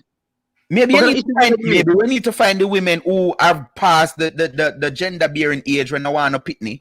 And just say, yo, here what happened. Yeah, me ready for the politics. Me no want no man time me down and tell me say me have to make him break and all of these things. You're so even more sexist. You can't wait for say that. Hold on, let me say it slowly again. You said deal with it like, oh, I'm gonna answer you. And I'm saying that could be one of the factors. Because again, if I was supposed to have a child right now, and I see my wife neglecting that child, and I tell me say she have to go work, or she's in the Senate, so she have to go do Senate duty and all of these things. Maybe that would be a reason for divorce. I'm telling So you. one to your responsibility. What to my responsibility? Yeah. I mean, what to my responsibility? I don't understand that. Mother and father have equal responsibility in the household. But let's go back to women. No, you're not listening to me. That's why you're saying what you're saying now. I am saying, if I see that my wife decide that she's going to neglect the child, I am not just going to only accept the role to say, okay, well, when you neglect, what you mean? Let me tell you straight up. She actually tell me, say she have to go work and she have to go the Senate instead of taking care of our child. How do that a while ago? But men have done that for centuries. Yeah, but you see, you're missing the point. You missed the point. We're not gonna go nowhere. So, remember you and say, the point is, the point, because I have whole man on take on this thing where I don't know if I'm no mother grown, so no think just like how women want to know to think, and I'm being sexist now. The point is, he should have made an effort to recruit more women. It sounds like a clever excuse to cover up his lack. Exactly. Mrs. Scott said, I agree with you, DP. It takes me almost 18 years to, that should be leave my child? Yeah, to leave my child. As me say, because you are up now, Lester. You see certain argument now that is being pushed by certain people. It is coming from some people, some women, where them are just women in the sense of them have the attributes that goes with being a female. So you have, and I'm telling you about right now in America, there are Jamaicans who the man, even the other day I did a topic. I don't know if you hear about it. I did a topic where you just come in my head because that's some of the lifestyle topic. And I ask it, and you'd be overwhelmed. I was overwhelmed based on the responses from all over Canada, England, all about. When I asked the question, women, would you test your man by sending him to the store to buy feminine napkins? And some people rush me about, nothing wrong with that. We are moving to a time and blah, blah, blah. And the good women, them will just inbox me privately say, listen, I would never test my man like that. Nah, do it. You have women who tell me, say, no, them say that as disrespect. You have man Lester in America right now where them have to wash baggy and all of them, something they're totally different from where we grew up out here. So you have women who, you have one lady, she called me show more than once, and she said, listen, the amount of liquor she get for wash plate, she don't wash plate, so her husband knows I'm have to wash plate. Now, what kind of equality that you are going to tell me, say, when you got one woman are going to tell her man, say, you have to do this something here. And the flip switch, the script flip. So men used to dictate and dominate and tell women, say, you have to wash, cook, and clean. And now there are women telling men that they have to wash, cook, and clean. You know, when I think what them use education. So, I have my masters and her husband have nothing. So guess what? He have to stay home and be domesticated. Anyway, but that's his choice. You understand me? That's his choice. But I can't see the disrespect in a man I buy feminine product for a woman. Where's the disrespect? And let me. So now it's so like we're going to do the show. I am saying to you, Lester, and this has to do with your upbringing, right? I was raised by my mother with two other brothers. Me never know nothing about pad till when me the high school. And me I got even go more graphic. I thought that the uses of pad was how they use tampon. So I thought that pad was inserted and all of them something. That when me big 15, 16, whatever me learned, say no, so it go. I was never ever in a position to see my mother's used pad. The first time I saw a used pad was 20 years ago, and I was working in Minnesota at a Salvation Army camp. And I was cleaning out the after a family camp, I was cleaning out the hostel area. And drag one bag and it bust on one metal thing. I made have to pick up everything. That was my first experience 20 years ago. Touching or dealing, whatever. And them something I may tell you now, which again make me sound sexist, but I'm saying that women have call for this gender equality thing to say certain things shouldn't matter. Me a woman say, if one woman come in your yard, hold on, if one woman come in your yard and she's on her period and thing, and she think you wouldn't think, and me I say, me no know, I've never dealt with this kind of women. Remember one girlfriend me have from Montego Bay, she was supposed to come look for me one weekend and she canceled. And then the next week she tell me, say, oh, she never come because her period came, and me say, what you mean by that? And she said, well, you go get her. you're gonna get where you want me come for anyway. And I'm like, no, I thought we were in a relationship. Me never know so I want sex up my alone we have. So she was saying she couldn't come look for me because her period came. I am used to women who them have this sense of pride and think about themselves where I can tell you again. No, my wife will never call me and say go and buy pad. So let me put that out there. So let me do lifestyle now. Me not say nothing disrespectful about it. Any man who want to do it. Me just say the kind of people. But all right, hold on now. Me buy pad for my daughter, right? We're going to wholesale downtown, right? I'm a call her, right? And him blow. No, hold on now. So remember, you know, the person don't know who me the people, the Sunday man, you know who me the phone, you know. So she tell me the brand and wife, so me ask it loud, you know, right? And the people man look for me and, you know, like one woman say, boy, I like that man, yeah. Because him just bowl something, and I say, bowl is a product me I buy.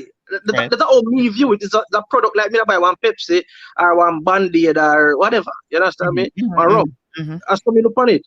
Now, if a woman I got test, that's the issue I have. That's the issue. That's the part I have an issue with. If she got test her man by sending him to buy that, the test part I have a problem with. You understand me? Because be on a picnic, right? This is another game show. Why you gonna go there? So if you're in a particular emergency, a particular situation, all right. So your wife there at work, right? And she in a particular position, and she miss up herself, and she looking at her bag, and she call you. That different. Exactly. That different. Exactly. So we're on the same page with that. No, what I not, but to test. All right. Me not like no farmer test at all. What woman test me. Me tell woman say, look here. If you set up your friend for look me, right? Me I go feel. Me go feel. Me and you see him on that. Me go feel. Not do that. Me tell you. Not do that. Me go feel. So not do them something because me not do it to you. Right. You understand me? Me not do it to you. Right. Me not search phone. Me not search my phone. Wherever you look for, you go find it. You understand me? But we'll go back to this. Cause we digress and go. I feel like a lifestyle me I do. But back to the whole mother thing. I was taken aback. The place where I work now. Every single time, the guy is not working there anymore. At one point, me feel a lie, Mattel. But every time when something wrong with him, pick them at school, who have left work? Him. The wife, she's working with even government. That even make it worse. Our automotive place me work. She's working with government, and every single time when something wrong with the pitney chop at school, him have left work and go. And I can understand if both of them going to give care for the child. But me I tell you, Lester, I could not be with a woman who something happened and them just call me and say, Damien, the baby chop at school. No, it not work. It must be the two of them tell me that I make a decision to say whether I am going yes or no. Call it sexist all you want. So I'm saying if a woman is going to neglect the care and duty and responsibility of the owner pitney where she push out, I may be graphic. That is not a good woman. But Damon, on a gender equality, so just like how the man can no mother not go feel comfortable. If you know say me the hospital with them pitney and them that work. Damien, you know why me laugh? Why? I have 4 children, right? I have 2 daughters, 2 sons, right? My oldest, the 2 oldest one are 22 each, right? Why me laugh is that all of them school, both of them, they went to different schools, a different mother them, and the schools them know me. And me, the school them know. I remember the grade 4 teacher for my son at Clancarty Primary call me, right? And say, one lady is here claiming to be your son's mother, right? Grade 4. My baby mother has never been to the school before until grade 4. You know why? I physically could not go that day. I physically could not go, and she had to go. She lived about 1,000 meters from the school.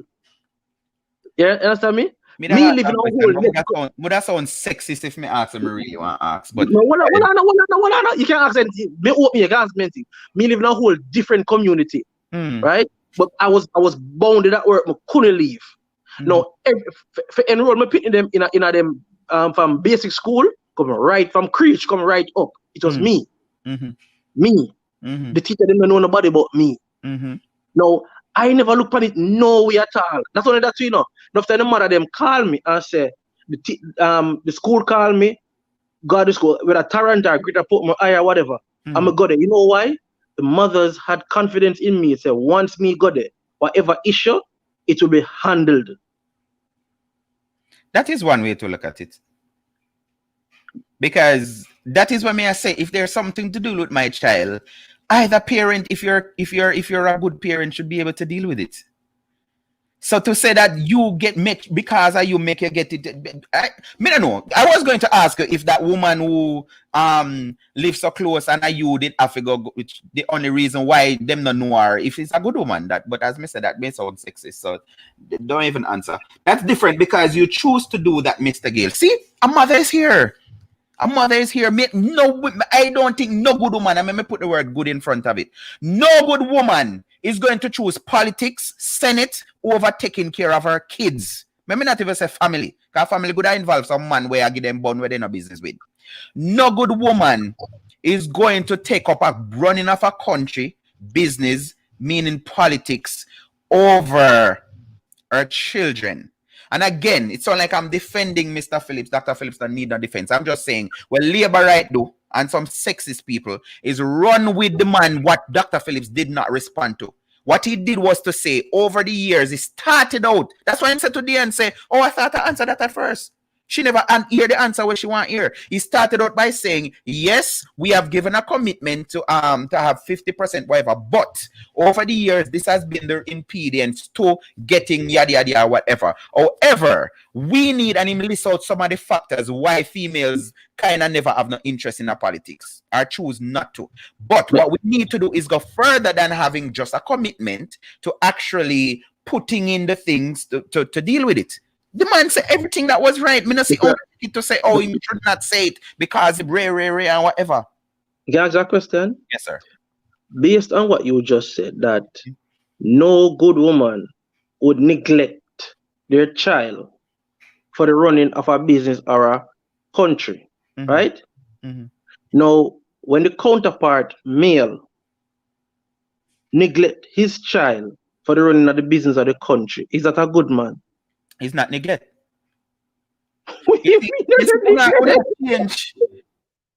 Esther, my old school. I turned 40 April gone.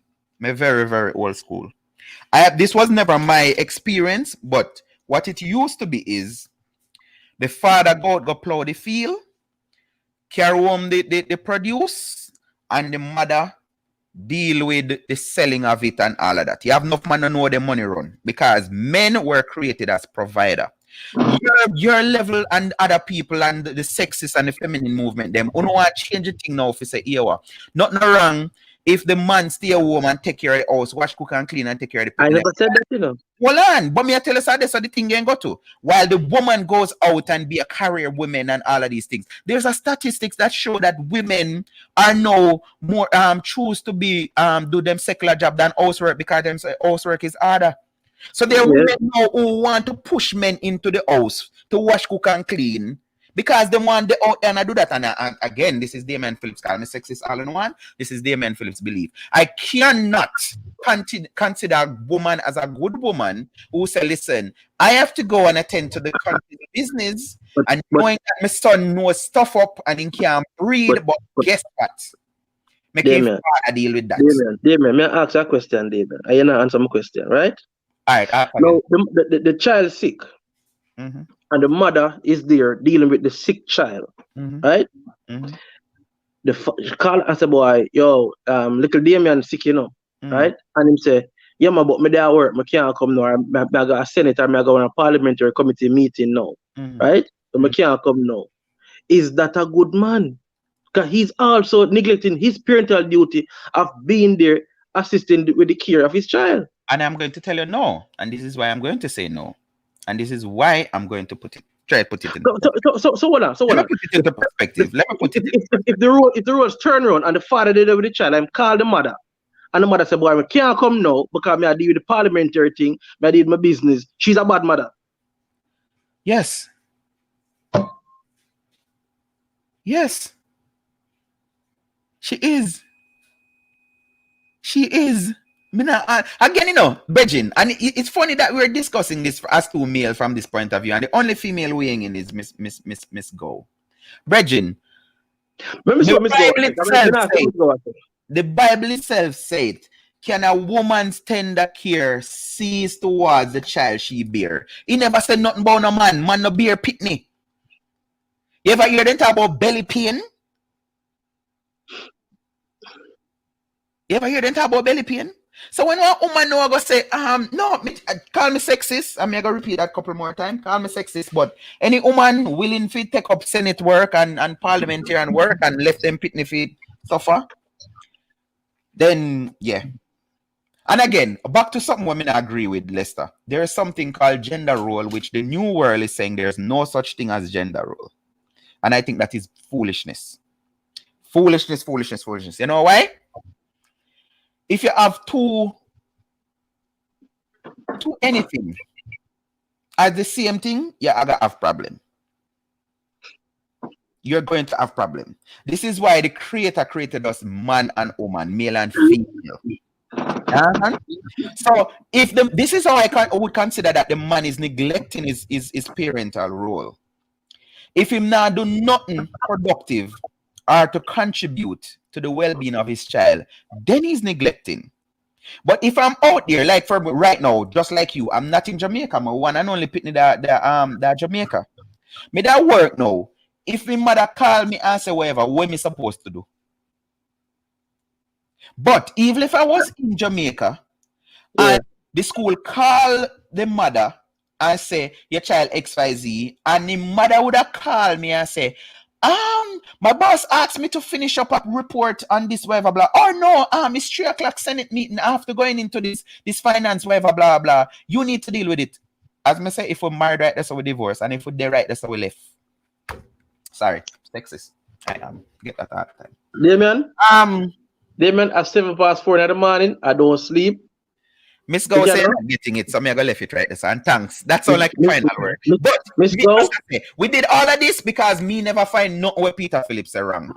Me never find it wrong. You must invite him for your lifestyle program. Make a shoot some breeze. 9 o'clock is what time your time? Because it's 9 every weeknight, Monday to Thursday. You do a program every night?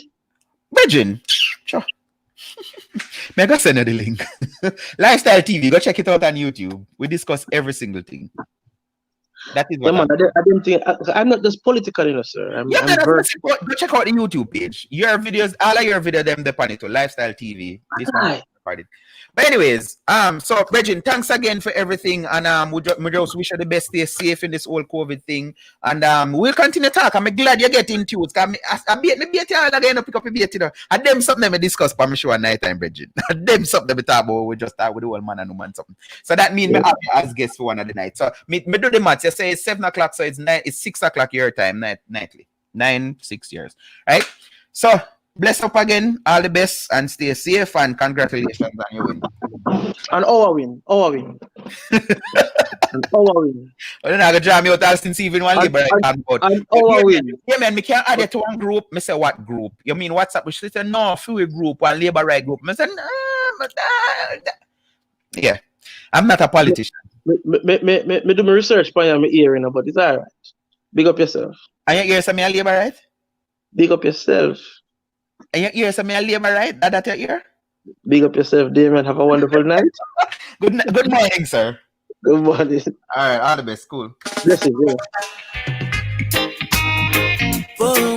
Yes, Miss Go. Him neither get it. But you see, these are the things I'm not like. No. But you have some women pushing these kind of agenda, and these things bigger than what they make it look like. There is a agenda there. I don't even want to go in it, but yeah. Jamaica. So like I said, currently they say the seat is 48 to 14. There's a tie. The presiding officer supposed to vote, magistrate, all of them they're supposed to go on. But it is clear that the JLP will form the next government. Swearing in will be on Monday. And we just have to hope for the best. All right, peeps. Thanks for joining me. We know we're all over the place, especially the last part here. But thanks again. Thanks to Mr. J for weighing in. When we sent him the invite, I not even know if he would accept it, but he did. Very reserved person. If you notice, he was only on phone, not on video. But yep. All of the other guests, Mr. Lindo, I don't know why technology beat us about this evening. But that's how it go. Andre, I'm not hear back from you now. It's after 10 my time.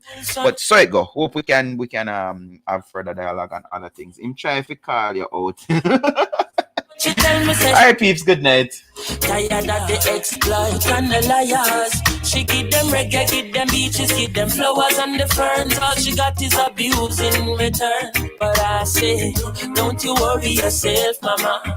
Hey, Chronixx is here to your help, mama. Ooh, I said, no worry yourself, mommy. One thing me I beg you do for me. And I say, smile, girl, smile. Smile for me, Jamaica. And I said, smile.